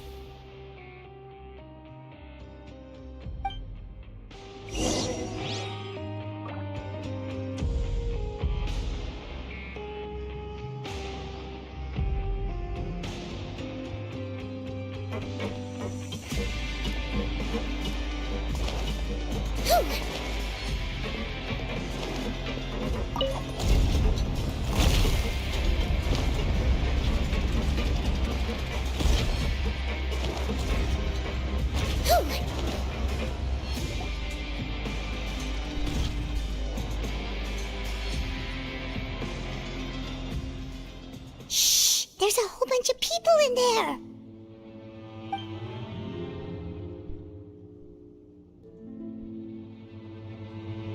Are you serious? You're telling us that within a day, our faces are going to rot like yours? Fontanian physiology changed dramatically after that great flood, and it's not as compatible with this face-changing solution as before. The side effects are as you can see. Why didn't you say anything before we all used it? Look, my plan got you all out of prison, didn't it? You'd have much bigger problems to worry about right now if the Marshal Say Phantom found out about your other crimes. Consider an ugly mug getting off lightly. Ugh. You're just lucky we didn't leave you in there after you disappeared on us with no warning. We only let it slide because we're former partners.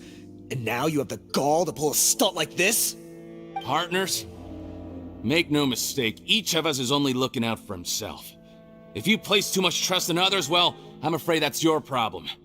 You hid things from me too. Remember how you each had a spare potion? You kept quiet about it until we planned the prison break? Oh, and you didn't have a secret spare? Then do you want to explain how you melted your face off before all this? Guys, that's enough. Calm down. It is what it is. Arguing won't change anything. What's the plan, Parton? I'm assuming you brought us here for a reason? There is no plan. We followed him here on the promise of more juice, but it turns out there ain't a drop here. Besides, what does it matter now anyway? He already said, even if we did get our hands on more of that stuff, switching faces again solves nothing. They're still gonna melt off eventually. I said enough arguing! Parton, tell us the plan. The most practical solution is to continue using the potion. Keep switching to a new face before the ulcers can start forming. Are you kidding me? This stuff was hard enough to get a hold of even when we had a supply. Now you're asking us to use it like skin lotion, after the flood all but wiped the supply out? Well, there's another option. But you'll have to make a deal with me first. Okay, now we're talking. What's the deal? I have a document I took from that researcher that details how to make a replacement. Just give me one bottle of the undiluted fluid, and I'll get to work. What's the problem? I thought you always kept reserves. Or do you really just have one spare bottle each? What do you think? That we were shipping them into the fortress of Meripede by the basket load? Well then, say hello to never showing your marred faces in public again. Ugh, I've heard enough! Get him! Let's see if that document even exists! Freeze! Marshal Say Phantom! What? Who let them in? Officer Morgan, before anything else, please find out Rawat's status. Rawat? I don't see him. Hand over the hostage now, if you want any chance of avoiding an extension to your sentences. Spare us your condescending attempts to coax us back to our cells. You think we're looking to negotiate? Rawat is dead. Hutton? Arrest them all! Don't let anyone get away!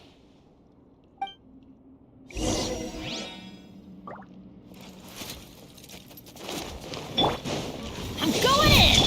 Time to shine! Yoo-hoo! Stabilize! Wibbly wobbly! Huh? You might feel a little prick! Don't slip and fall!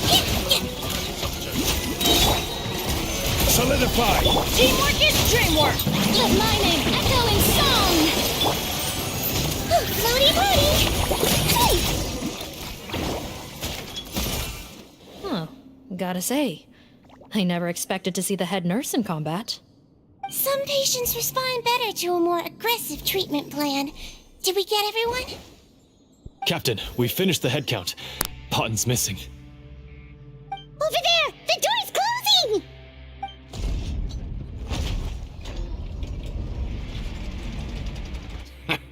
One group trying to arrest me, another trying to hunt me down.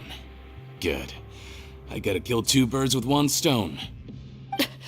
How did he get up there? There must be a secret passage somewhere. Find it! Don't waste your energy. I already sealed it off. How naive. We have more people outside. If we're not back out by the agreed time, they'll come to our rescue. Well then, you'd better hope they get here in time.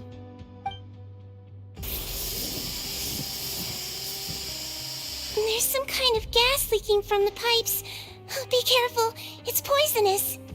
This is our distribution center, where we store the product derived from our source solution. We had to use special fire prevention methods to prevent contamination. The pipe network here was designed to emit a gas for firefighting. One little modification later, and it makes an efficient death trap. Why would you do this? Your partners are here too. Oh, please. If they can't supply what I need, they're of no further use to me. Besides, I can't have them exposing my potential whereabouts. He's a maniac! Come on, we gotta find a way to open that door! Go ahead, struggle in vain. Once the last of you croaks, no one will ever find me again. So long! Are you sure you're ready to leave, Potten? You haven't changed your dressing today. You can't cure my face, just give up. And what if I could? Nice try. You're just trying to stall me. Don't you worry about me. I'll find a way to cure my face once I get out of here. Oh, I doubt it. After all, Fontanians can no longer dissolve in primordial seawater. What the... How did you... The key component of the face-changing potion is the fluid left behind by dissolved Fontanians. It might look like ordinary water, but it has some unique elements in it. Before the flood, all Fontanians were oceanids, physiologically speaking. A potion made from that fluid could dissolve and reconstruct the face of a Fontanian in much the same way as hydroidolins change form. Theoretically, it could give someone any appearance they wished. But since the flood, Fontanians have become true humans. They can no longer provide the source material for this potion, nor reap its benefits. Are you saying this potion is made from Fontanians dissolved with primordial seawater? Then their crimes are far worse than I thought. How could you know all of this? No, wait. Of course! Well, well. So that's why you have a human appearance. It also means that I have a formula you're unaware of. The air's getting thicker. It's getting hard to breathe.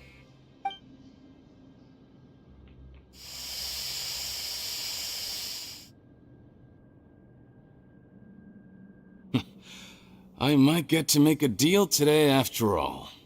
Alright, keep talking. How do you intend to give me the formula?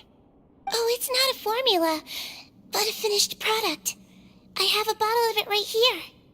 What? When I tried Rawat's skincare product, I noticed it had a certain special component in it. So I had my friends gather some other ingredients for me, and sure enough, a little experimenting later, I'd produced the potion. I'm guessing his skincare lotion contains the fruits of your joint research? Huh. Impressive guesswork. Yeah, we were his supplier for some of the raw ingredients. But it only contains a tiny amount of the active ingredient. The effect is minuscule compared to the undiluted fluid. Well, I found a way to reverse the dilution process, giving the skincare lotion a similar effect to the fluid it is derived from. That's impossible. If I tell you some of the ingredients, I think you can figure it out.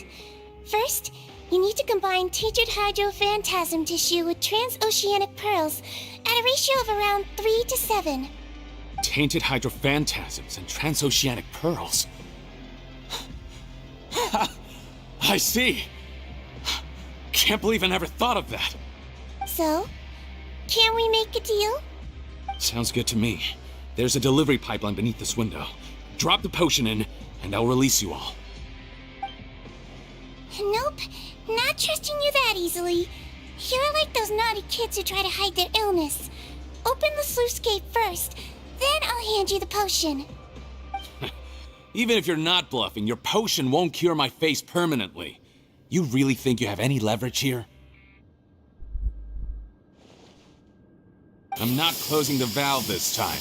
Clock's ticking. Fine, then I'll just stand here with the potion in my hand. And when I faint from the poison, I'll drop it and it'll be destroyed. No.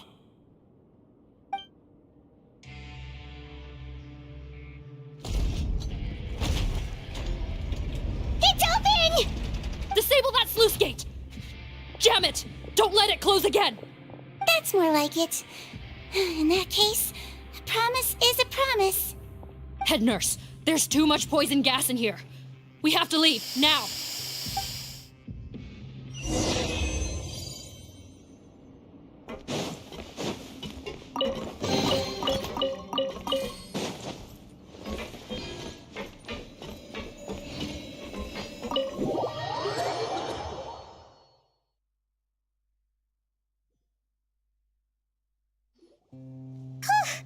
That was too close. Oh, don't be too quick to sit down. Moving around a little will help relieve the soreness. Same goes for you, Traveler. Oh, but Paimon, you should be fine, right? Flying fast is pretty tiring too, actually. Anyway, that's not important right now. Paimon's still shocked to learn that there's a whole criminal operation going on behind that skincare lotion. Shame I ended up giving the improved version to Potten after finally making it for you. I'll make you some more, I promise. No, please don't. Paimon doesn't want to use that stuff anymore. Still, it was a pretty good job that Paimon wanted to buy some in the first place, huh? Yeah, Paimon was just kidding. Head nurse, I've done a final head count of our team and the criminals. Everyone's here and doing fine. We're ready to escort the fugitives back to the fortress of Meripede. It's a shame that we didn't find Rawat. At this point, I'm afraid he's probably deceased. What a horrible bunch. Especially that Potten guy. If he hadn't made good on that deal, we'd all be dead because of him. No, we wouldn't. I always keep a whole bunch of antidotes on me for emergencies, and one of them neutralizes that poison gas. We'd have been fine, even if you hadn't opened the gate. What? Then why did you give him the potion? If this is true, I must concur. Sorry to be blunt, but I think you made a bad decision by handing him that bottle. If he changes his appearance and flees Fontaine, it's unlikely that we'll ever find him.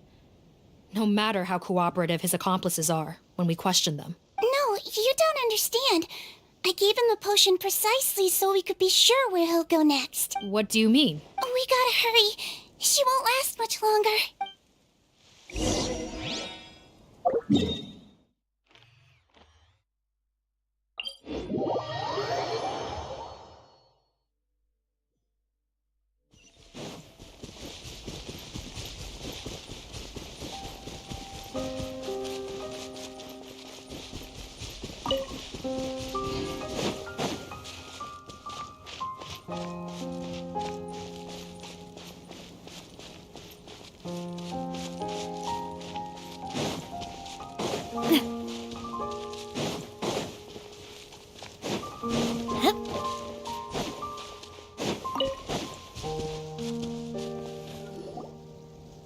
muscle. I might be short, but I pack a mean punch. Captain, you're just in time. While I was lying in wait, I spotted this crook snooping around, trying to find a way in. So I detained him. Whoa. His face. Are you... Potton? So this is where you were heading, huh? What? This is how Potton looked before his face was marred. His current appearance matches the mugshot on his arrest warrant. I see. Wait, so what's going on? Wasn't the whole point of the potion to disguise himself and escape Fontaine? Why would he change back to his original face and run right into our trap? Enough of this nonsense. Let me in. You better pipe down. There's an old lady in there who's very sick. No way are we letting a crook like you inside. To heck with it. Listen to me. I'm Rawat. That's my mother in there. He's gotta be lying, right?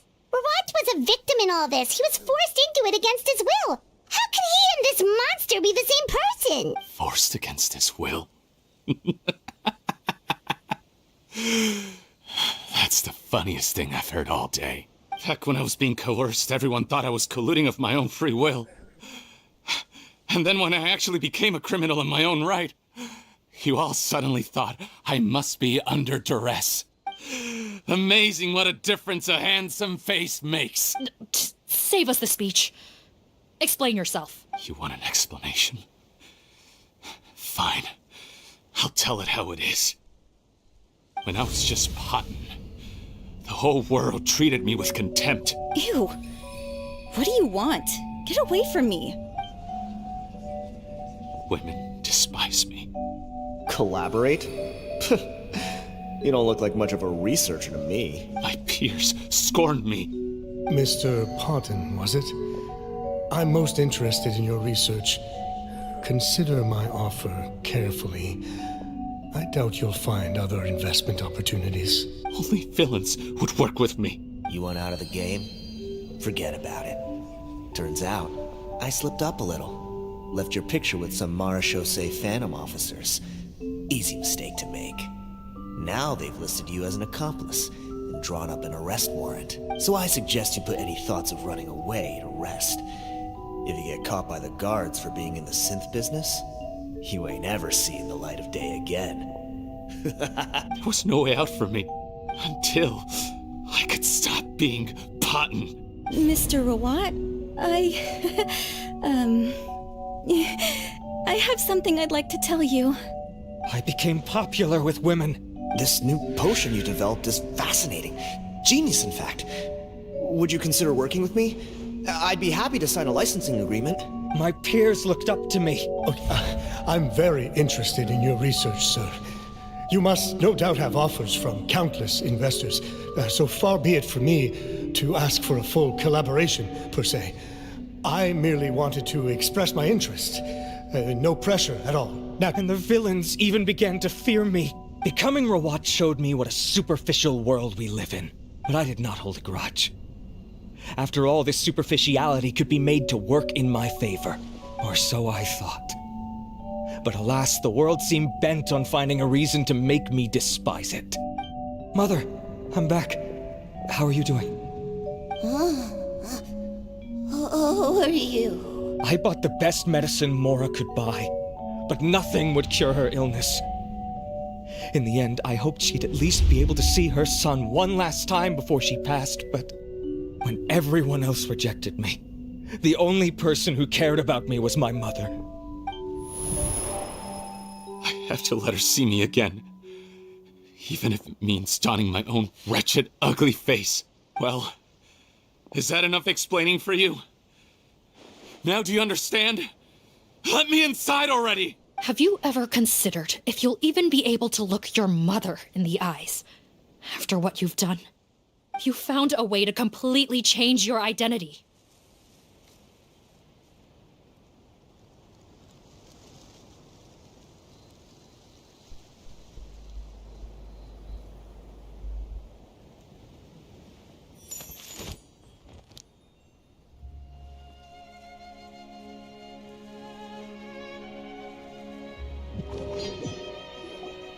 Don't move a muscle.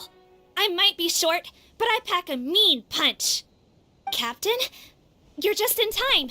While I was lying in wait, I spotted this crook snooping around, trying to find a way in. So I detained him. Oh, his face. Are you... Potton? So this is where you were heading, huh? What? This is how Potton looked before his face was marred. His current appearance matches the mugshot on his arrest warrant. I see. Wait, so what's going on? Wasn't the whole point of the potion to disguise himself and escape Fontaine? Why would he change back to his original face and run right into our trap? Enough of this nonsense. Let me in. You better pipe down. There's an old lady in there who's very sick. No way are we letting a crook like you inside. To heck with it. Listen to me. I'm Rawat. That's my mother in there. He's gotta be lying, right? Rawat was a victim in all this. He was forced into it against his will. How can he and this monster be the same person? Forced against his will? That's the funniest thing I've heard all day. Back when I was being coerced, everyone thought I was colluding of my own free will. And then when I actually became a criminal in my own right, you all suddenly thought I must be under duress. Amazing what a difference a handsome face makes. Save us the speech. Explain yourself. You want an explanation? Fine. I'll tell it how it is. When I was just Potton, the whole world treated me with contempt. Ew. What do you want? Get away from me. Women despise me. Collaborate? You don't look like much of a researcher to me. My peers scorned me. Mr. Potton, was it? I'm most interested in your research. Consider my offer carefully. I doubt you'll find other investment opportunities. Only villains would work with me. You want out of the game? Forget about it. Turns out, I slipped up a little. Left your picture with some Marechaussee Phantom officers. Easy mistake to make. Now they've listed you as an accomplice and drawn up an arrest warrant. So I suggest you put any thoughts of running away to rest. If you get caught by the guards for being in the synth business, you ain't ever seen the light of day again.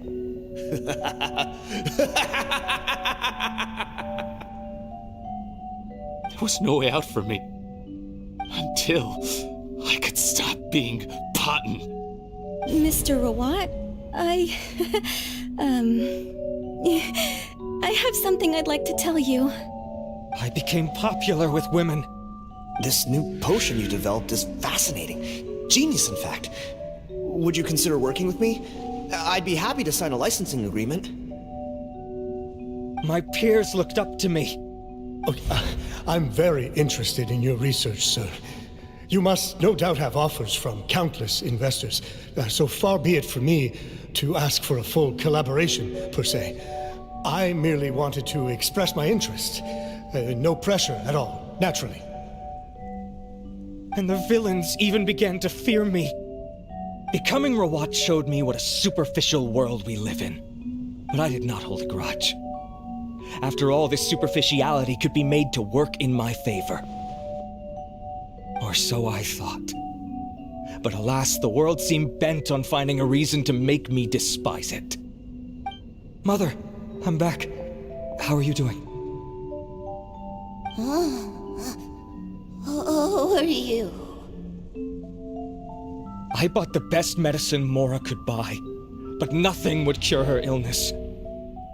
In the end, I hoped she'd at least be able to see her son one last time before she passed, but when everyone else rejected me, the only person who cared about me was my mother. Then, when I became a rising star in the Fontaine Research Institute, I was unrecognizable to her. I have to let her see me again. Even if it means donning my own wretched, ugly face. Well, is that enough explaining for you? Now do you understand? Let me inside already! Have you ever considered if you'll even be able to look your mother in the eyes after what you've done? You found a way to completely change your identity. You could easily have escaped from them. But no, you chose to keep working with them. Why would I want to give up on such a lucrative business? The profits were dozens of times that of the synth business, and it was all above board.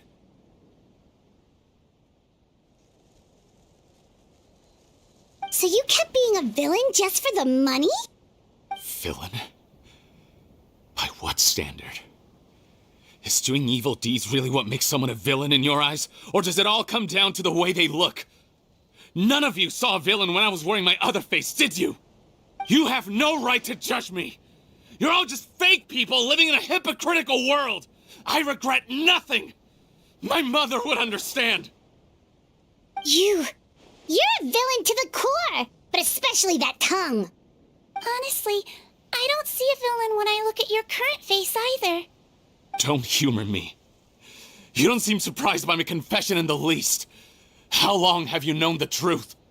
I didn't know anything for sure until you chose to take that potion bottle and spare our lives. But if you're asking when I started suspecting you, it was the first time you came to see me at the infirmary. I had to confirm my suspicions. That's why I chose to join this investigation. Are you kidding me? A young, promising researcher and a wretched criminal? What on earth gave you the idea that they could be one and the same person? Well, there were no visual clues.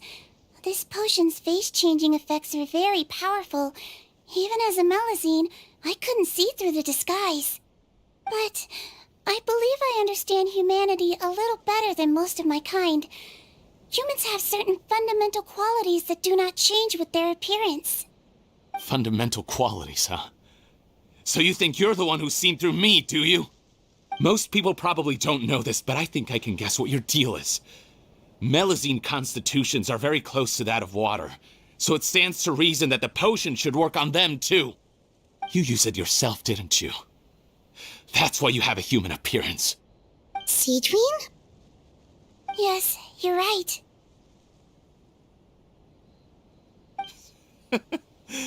I'll bet it was back in the days when Melazines were discriminated against because of their appearance.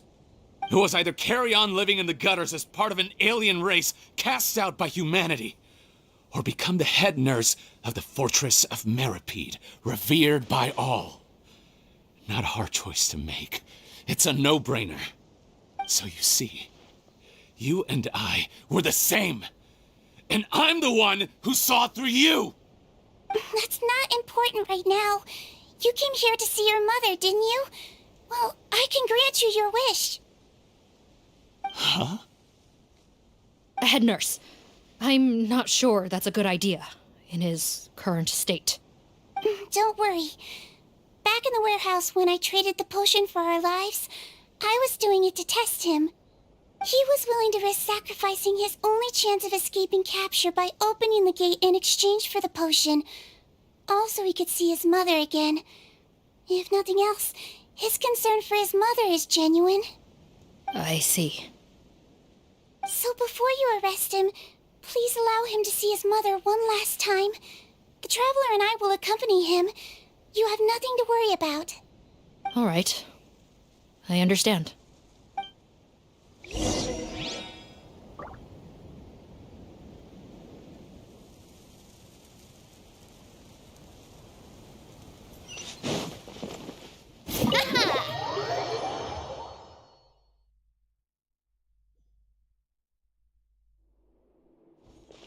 Mom? It's me, Potton, your son. You recognize me now, don't you? Mom, what's wrong? I'm sorry, but I have some bad news. I examined your mother last time we were here, and it appears that due to her prolonged fever, she's lost her eyesight. What? Your appearance no longer has any bearing on her ability to recognize you. But there are always other ways to remind our loved ones who we are. Wouldn't you say? No, it can't be. Please, Mom, open your eyes. It's me, your son, Potton. If you really can't see my face, then here, take my hand. Tell me you feel your son's hand. I've done so much to get to this point. Please, you have to recognize me. No. The temperature of his palm must have changed. I'm sorry. It seems I couldn't bring him back to you after all.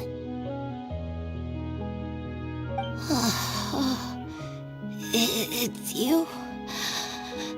Thank you. Oh, of course. Mom, why will you answer her and not me? Why? No more questions, Potton. She's gone. Mom?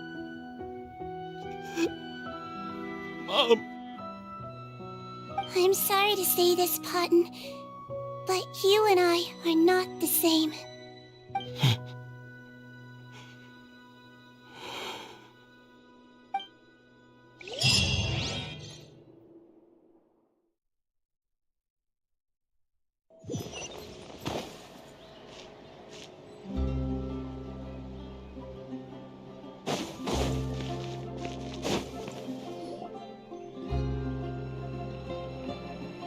The wait is over, everyone! The sale of our new skincare product, Romaritime Essence, will now begin. Another skincare promotion! And it's selling as fast as last time. Wonder what people would think if they knew what was in the last batch. Oh, Seedwing's here too! Hey, Seedwing! Oh, Traveler Paimon, hello! Oh, I hope you two got a good rest yesterday after all your hard work. Of course! Nurse's orders, right? Anyway, are you here to take notes for your next article? Actually, I'm mostly here to help Officer Morgan wrap up yesterday's case. Ah, that reminds Paimon. That stuff sold like crazy, didn't it? Is it gonna cause huge problems? Nope, there's nothing to worry about. Unless modified, Butterfly Dew is an excellent skincare product that's completely safe to use. Besides, officers have already retrieved all Butterfly Dew purchased on the market. Now it's just a matter of disposal. After consulting Monsieur Nervulette, I came up with a way to neutralize any harmful effects, so it'll evaporate naturally without polluting water or soil. Wow, it's Seedwing to the rescue again! Thank you for serving as our consultant, head nurse. All the butterfly dew we recovered has been disposed of, according to your instructions. Great! Good job, everyone! Also, you mentioned you wanted a copy of Watt's interrogation records. Well, technically, Potton's records. Anyway, I have them with me. Here. After he saw his mother for the last time, it was like all his mental defenses came crashing down. He put up no resistance during the interrogation and answered all our questions. We learned a lot. Apparently, the formula was something he discovered by chance while helping the criminal gang produce synth. Later, he came up with the idea to dilute it and use the resulting substance as a skincare product. Their supplier was Vache, but you could also argue that they were the ones doing him a favor. His operation helped Vache's gang dispose of an enormous amount of evidence. It made for a seamless collaboration. One man's trash was another man's treasure, and there were no loose ends. It's no wonder we never noticed what Potton's gang was up to. Vache again, huh? Is there still no end to the harm he caused? Make no mistake, the crimes of Vache and his accomplices will come to an end. It's only a matter of time. Since the flood cut off their supply of primordial seawater, they've been forced to resort to riskier methods, like using their private reserve to attack people on the street. Naturally, those attempts all ended in failure. After receiving numerous reports, we were able to zero in on the gang and eventually round them up. That sounds more like it. Based on what he told us in his confession, we pretty much had him backed into a corner, even though he made a point of distancing himself from the gang while disguised as Rawat. He tried to throw us off his tail by reporting his accomplices, giving him enough time to transform back into Potton and see his mother one last time. But there was one thing he hadn't anticipated. Even though Potton had been missing for a long time, we were very much still on the lookout for him. So the moment he appeared in public after changing back to his original appearance, we caught him. So he tried this once before, huh? Guess he really did want his mother to see him again. But in the end... Looking at the interrogation records, it seems like he spent the first sum of money he earned as reward on his mother's treatment.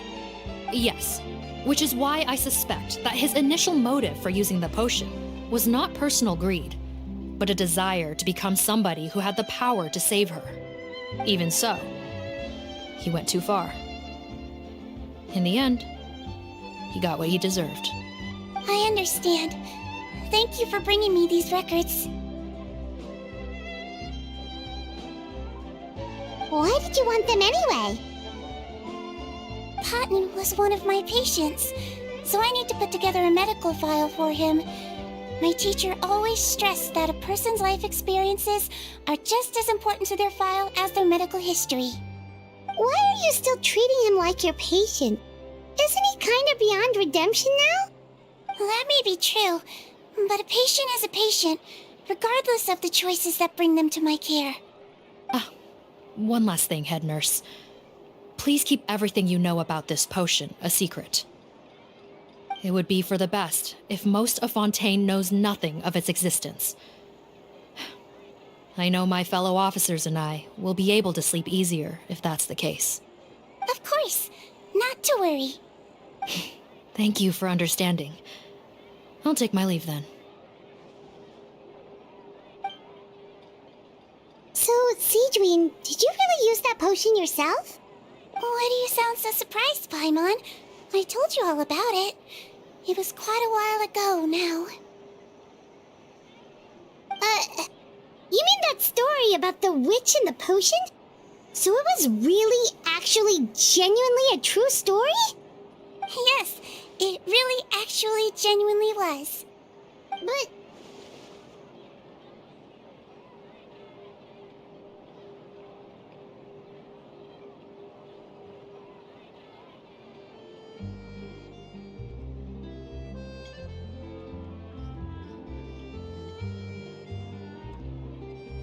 I know. There are some secrets I can't tell anyone about. But considering everything we've been through together, I know I can trust you with them. Before I tell you, though, could you follow me somewhere? I want to pay my respects to an old friend. Of course!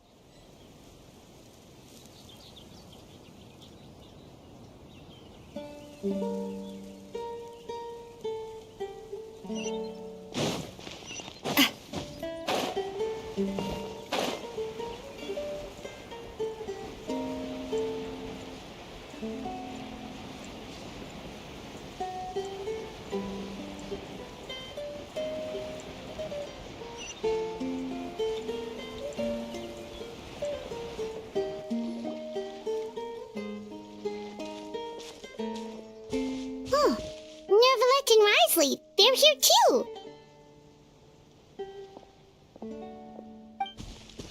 Good to see you, traveler. Paimon. I trust all has been going well for you? Big news, everyone. The Udex is out of his office on important business. Is that genuinely something people would consider big news? Why wouldn't they? Important business is a big deal. Ah, yes, you're quite right.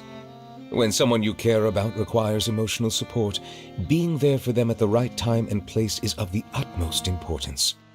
After reading the Maréchal Phantom's reports, I had a feeling a trip here might be in order. Take note. That, my friends, is how Monsieur Neuvillette shows that he cares. We're both here for the same purpose, actually, to accompany Sigewinne as she pays her respects to her late teacher. So the old friend she mentioned was her teacher then? The witch? Oh, sorry. Paimon didn't mean to be rude. It's only 'cause Sigewinne calls her that all the time, so... I doubt she considers that title to be offensive, Paimon. Don't worry. Indeed. In fact, I believe Sigewinne would take it as a sign of affection. She has spoken of this doctor on many occasions, and it sounds like she was a truly generous individual. In those days, many people harbored prejudices against Melusines. She was the only teacher willing to take Sigewinne on as a student. Wow. It's really nice of you two to be here for Sigewinne. Guess you guys really look out for your younger colleagues, huh? Younger colleague? Well, that might be true for the Udex, but I'm not sure I can say the same. Sigewinne served a sentence in the fortress of Meripede hundreds of years ago, and after she did her time, she decided to stick around. She's been an integral part of our administration ever since. Strictly speaking, the head nurse has been around longer than most people in the fortress, myself included. Pretty sure that makes me the younger colleague. She served a sentence?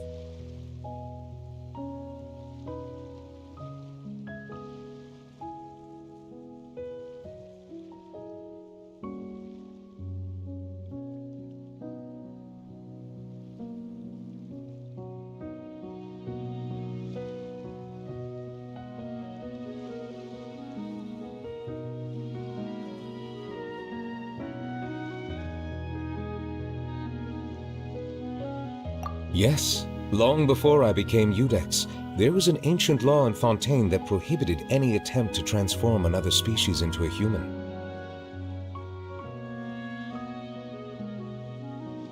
Initially, I and most researchers believed this law to have been imposed due to ethical concerns. But now, it seems more likely that the law was nothing more than an insurance policy, a way for Egeria to ensure that her people would remain insulated from the truth, thus enabling them to lead more straightforward, happier lives. Ignorance is bliss, as they say. Sigewinne had her reasons for choosing to obtain a human form, but the act was nonetheless in clear violation of the law. Could you tell us a little bit more about what happened back then? Certainly. Sigewinne does not object to her close friends learning about her history. In fact, I first learned of it myself because she confessed the truth to me of her own volition.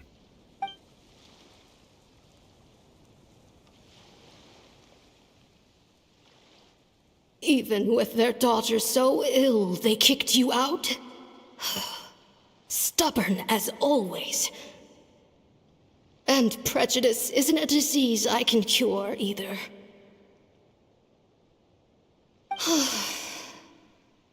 Shame that I don't have the energy to get over there. You're laughable, you old witch. You want to save everyone in Fontaine, but you can't even save the patient before you. Master, what are you... I discovered a strange disease, one I suspect that every Fontainian suffers from. But without witnesses or proof, no one will believe me. I had no choice but to experiment on myself to find a cure, but I hit a wall. And as you can see, it took a wretched toll on me. Then I'll find a cure for you, and then you can go cure her. There's no need. I am beyond saving now. There's nothing you can do. But As I said before, a doctor's duty is to treat whatever ailments they can. I know, but they don't trust me at all.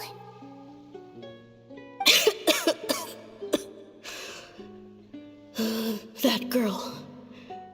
She's your first ever patient, isn't she? Tell me, what cost are you willing to bear to see her cured? I'll do whatever it takes. Even if it means breaking the law and being punished for it? As long as I don't hurt anyone. Yes.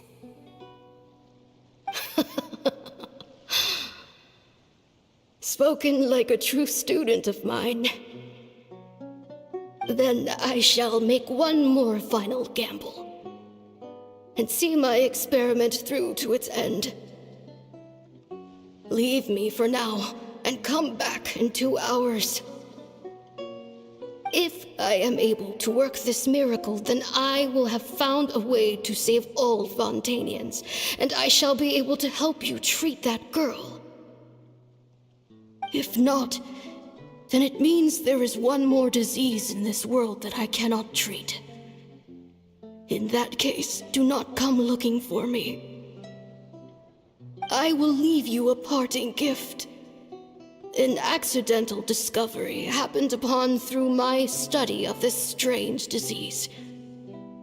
It has little use, but it will at least help you cure this one patient you can reach.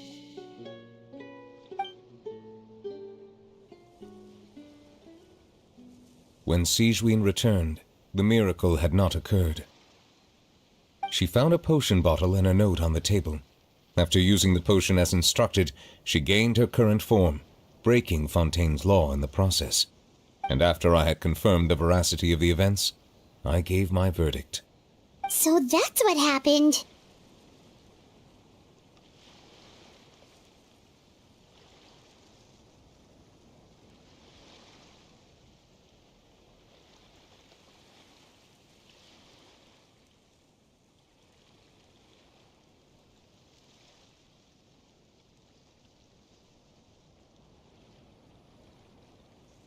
I fear Sigewinne only understood the full story after the truth about the dissolution of Fontanians was uncovered. When I reflected on all this with that knowledge in hand, I felt a deep sense of regret. As I use the law to uphold justice, there are times when I cannot help but acknowledge its ruthlessness. After the final details of the events surrounding Sigewinne's transformation came to light, I checked several sources and, thankfully, the legal code does not require Sigewinne to shoulder any additional punishment. Wonder how she feels about all this. Since she invited you here, I imagine she intends to speak of these matters with you, no?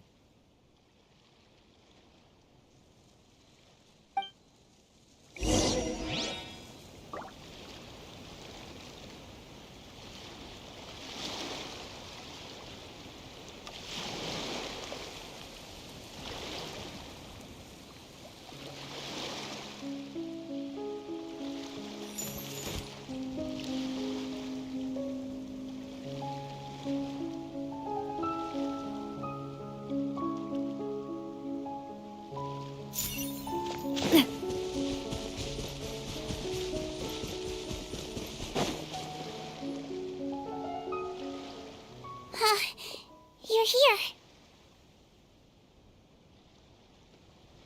The old friend I mentioned was my teacher. When she passed, her body was nowhere to be found. All that's left of her is an empty tomb. And even that's deep underwater now. Sigewinne, the witch who gave you the magic potion, she was your teacher, wasn't she? Sounds like Monsieur Nervillette filled you in. After learning the truth, it must have been hard to process, huh? Well, to be honest, after I realized what really happened that night, my first thought was that it kind of made sense. It seemed exactly like the sort of thing she would do. But she was planning to sacrifice herself and never told you. That's just who she was. If lying is what it took to get a kid to take their medicine, then that's what she'd do.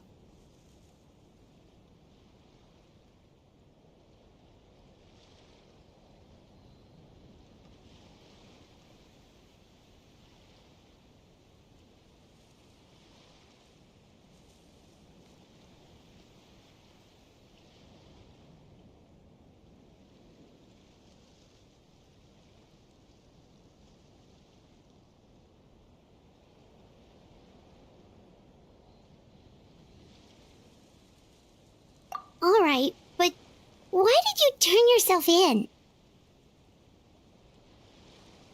I broke the law, simple as that. My teacher made her choice, and I made mine. True.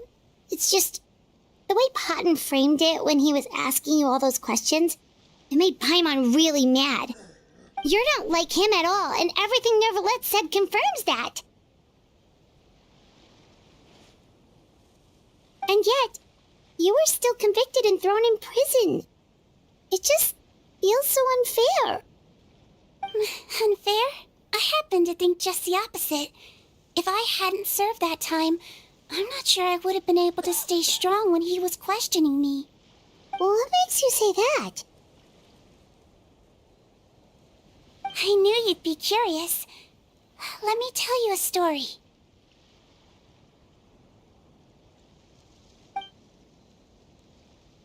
The verdict came down. This Melusine is guilty. The Iudex defended the authority of Fontaine law, but he did not confiscate the Melusine's medical kit. And so, the Fortress of Meripede gained a new little doctor. She still wore her hood and raincoat, even though it never rained in the fortress. Perhaps thanks to her human appearance, no one refused her treatment. She treated more and more patients, and her sentence grew ever shorter. Finally, the people of the fortress could not live without her, and though her sentence ended, she did not leave them either. Then one day, she received an invitation from the outside world. The location seemed familiar, and when she arrived, an old lady was waiting for her. She saw right through the Melusine's disguise, but didn't reveal it. Instead, she asked a question. Tell me, why do you think you gained the respect of so many people, despite being a Melusine? Because I look like a human? It's been 50 years, Sijuin, and you haven't aged a day. I think everyone knows you are not human. I finally found you, after all these years. I still remember, you know. It was you who saved me that night. But how? I was no longer a Melusine by then. Does it really matter if you're human or Melusine? I remember the warmth of your palm. It's quite unmistakable.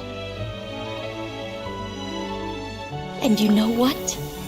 It hasn't changed one bit. You don't have to hide anymore, Sijuin. These days, everyone wants to make friends with Melusines. And I think that it's all because of you. I'm sorry I couldn't say this until now, but thank you, Dr. Melusine. Now that's an ending Paimon can get behind. After hearing everything Patton said, I wanted to tell him that it didn't matter who he looked like on the outside. But it was too late.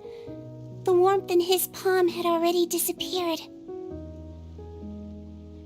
I tried to treat him, but the roots of his problem had nothing to do with his face.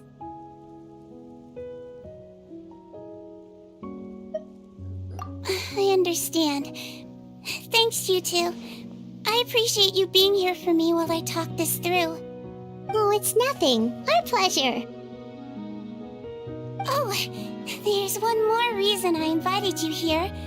It's about time I finally give you what I promised. In order to restore the appearances of the face-swapping victims, the Marechaussee Phantom gave me special permission to make a few bottles of that potion.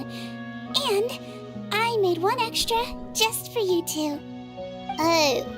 We don't need it though. Shouldn't we destroy it? Well, even if you chose to destroy it, I still thought I should give it to you first. You two did so much for me. How could I break my promise? Well, fair enough, but anyway, Paimon's definitely not interested in this stuff anymore. Still, if this is the very last bottle in all of Tevat, getting rid of it would feel like kind of a waste. Maybe we can give it a special meaning somehow. Oh, Paimon's got it! Melusine physiology wasn't affected by the Great Flood, right? So that means the potion should have a permanent effect on you. In that case, what do you say, Seedreen? Ever thought about transforming back to the way you used to look? After all, from a Melusine point of view, Paimon bets Melusines look the cutest of all! Paimon, after everything, do you really think it matters whether I'm Melusine or a human? Well, what was Paimon thinking? You made up your mind a long time ago! Yeah, let's just destroy this thing. Leave it to me.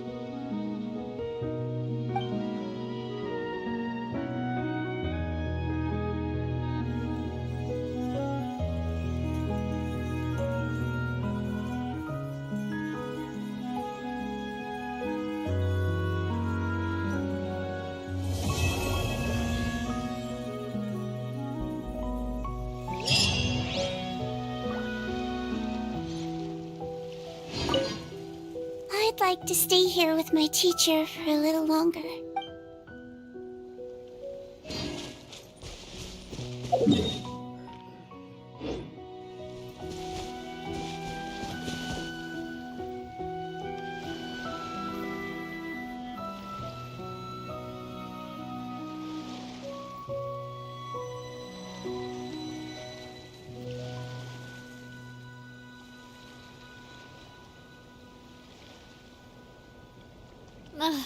I really want to go traveling. I don't mind where we go, as long as I have my friends with me.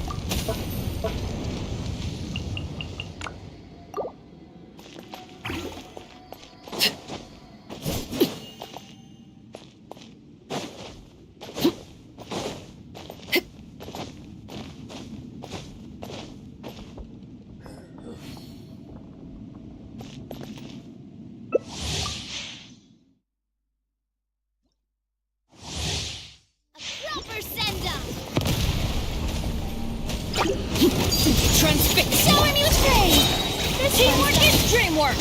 Huh? Let my name echo inside! Let's light it up!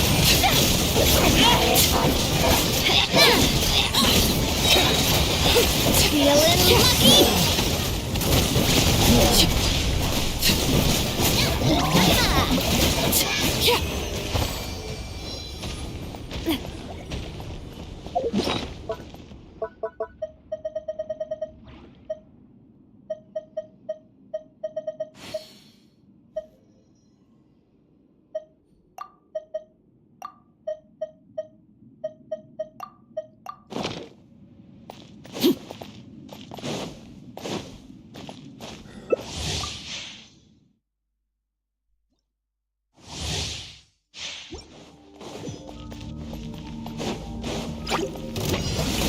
Everybody stand back! Everlasting as the moon! Laid bare.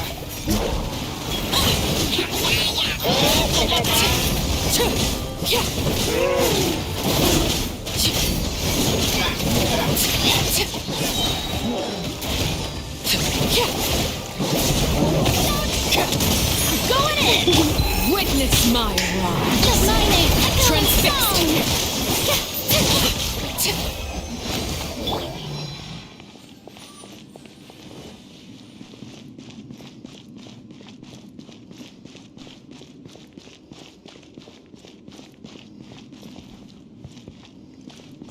Adventure time! Huh.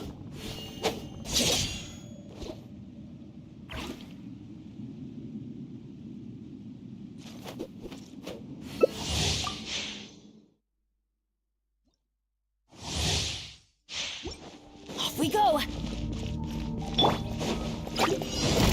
Overruled! Everybody stand back! Arena with love! Yeah!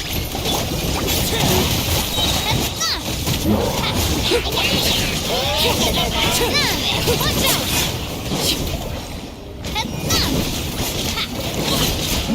Time to shine! Everlasting as the moon!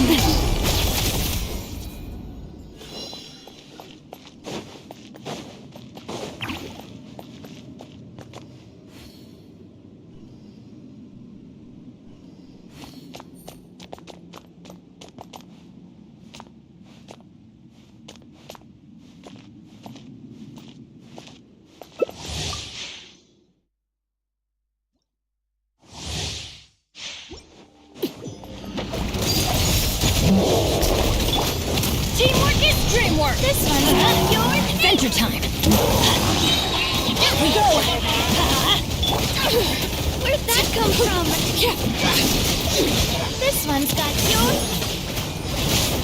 A proper send-up! Witness mine! Let the world collide!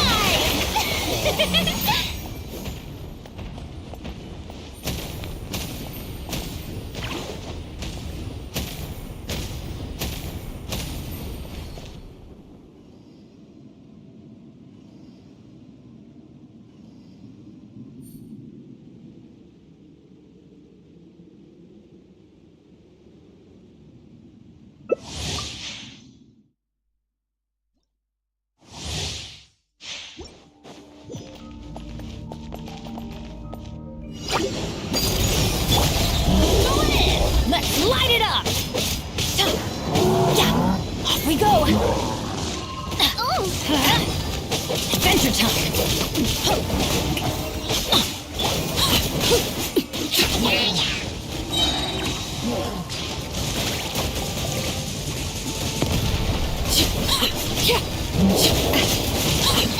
Coming at ya! Leave it to the president! Dreamwork! Yoo-hoo!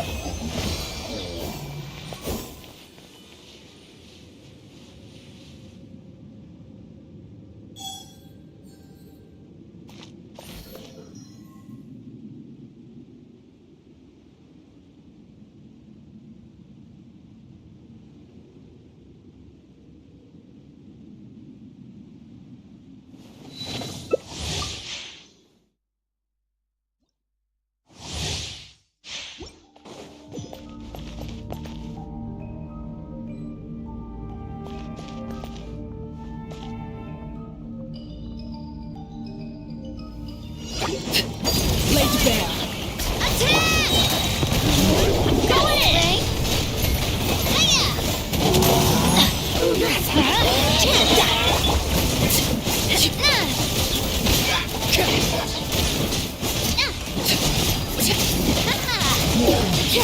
This is where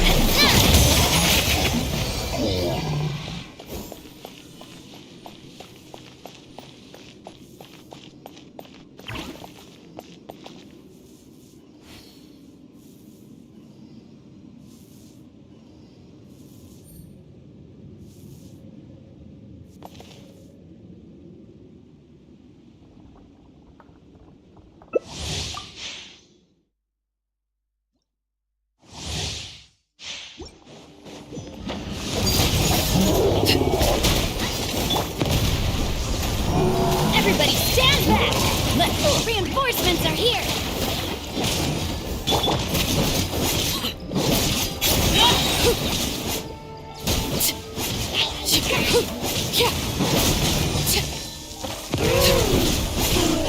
overruled.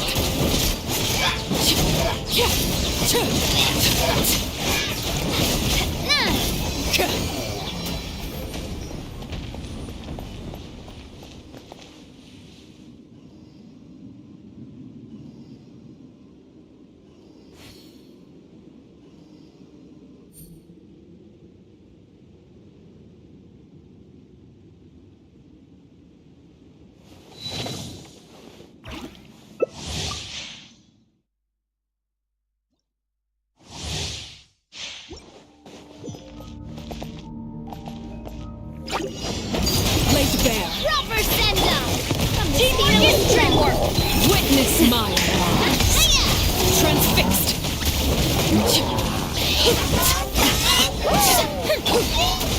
Off we go! Let's light it up! Everybody stand back!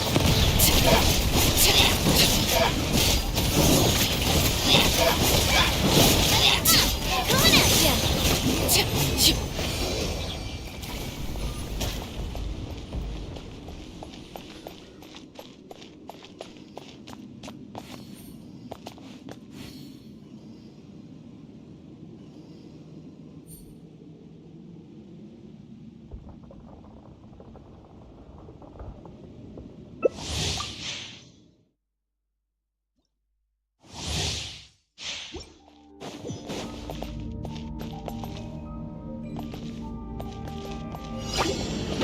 Overruled. Everlasting as the moon.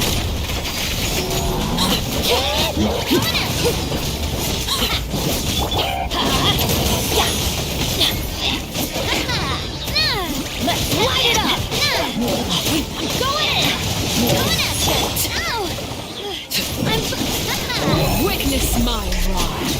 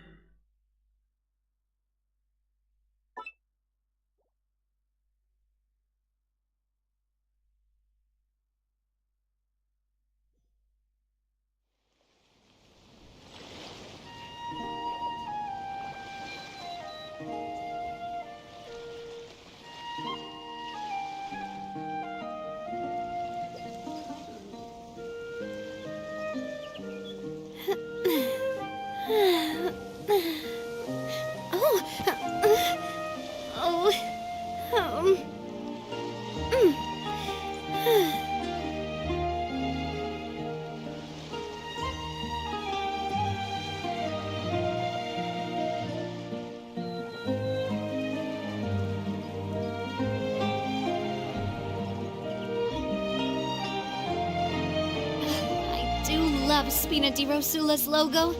It was designed by my mother. Have you noticed how it's shaped like a heart?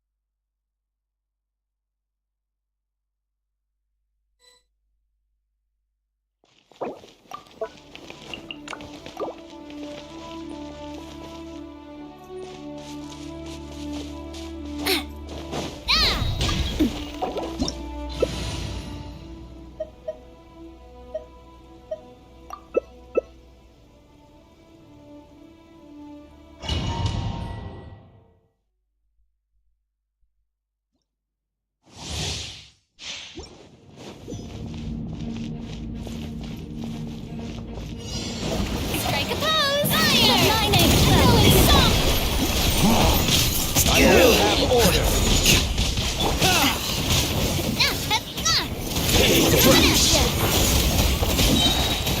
Coming at ya! Can't run from death.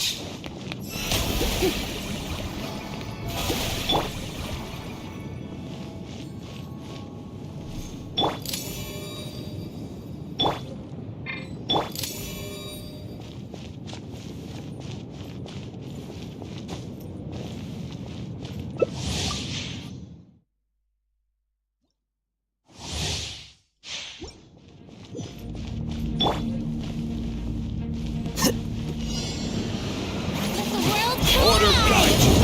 Here you are. Gather. Feeling lucky?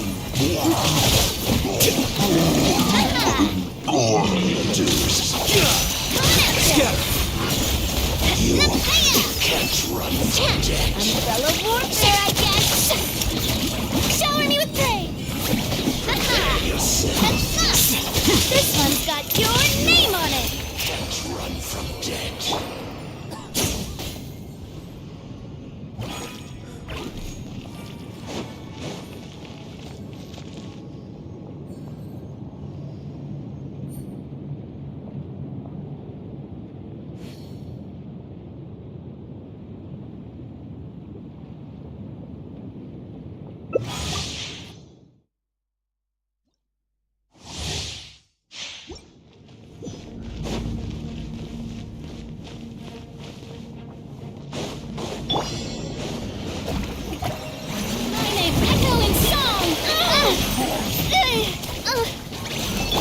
I will have order. Defract. Solidify. Pay your dues. Hey there! You can't run from death. Can't run from death.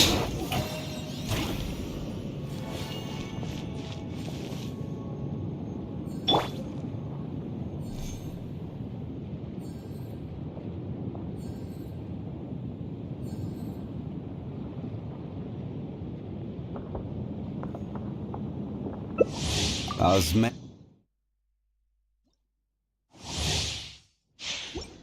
Proper send-down from this.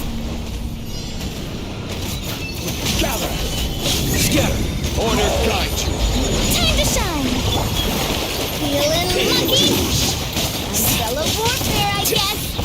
Can't catch me up.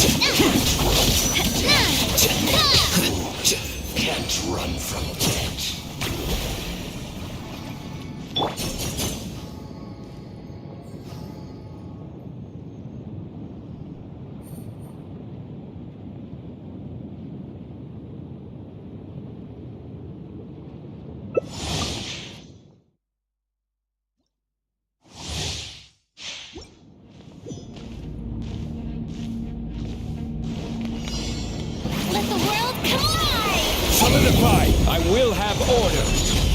The process of elimination. From the Spina with love. This one's got your name on it. Hey there! Can't run from death.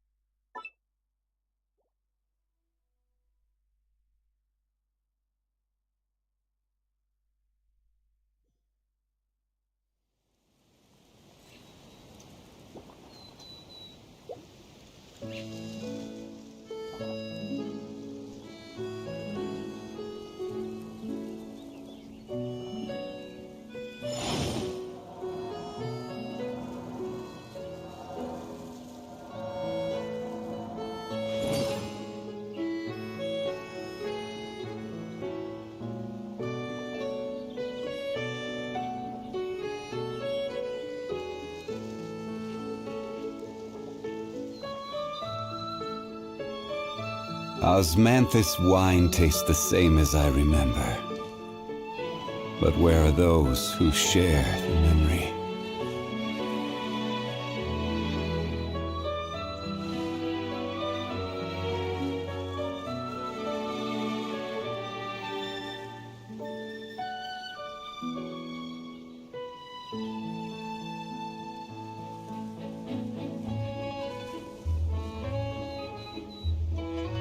Boats are made for transferring commodities back and forth, and those that come across Liua tend to stay a while, so it is where many things come to settle.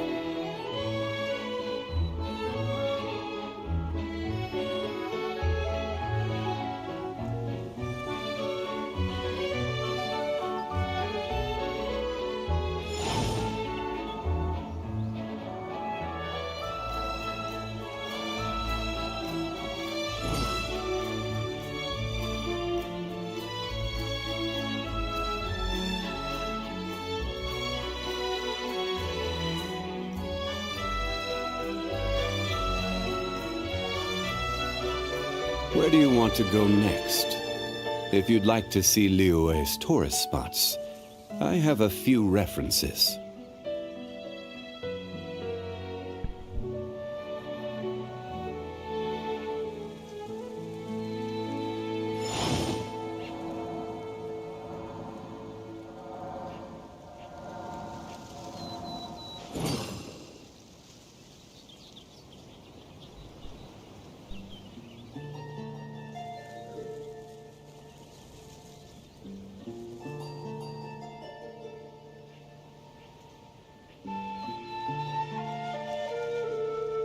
Osmanthus wine tastes the same as I remember. But where are those who share the memory?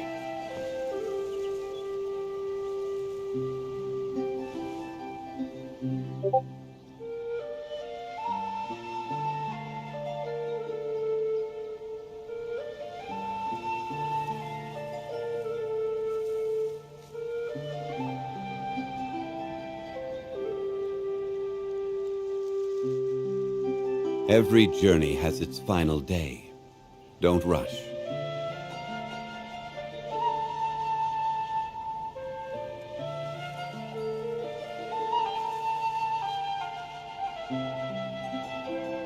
Osmanthus wine tastes the same as I remember. But where are those who share the memory?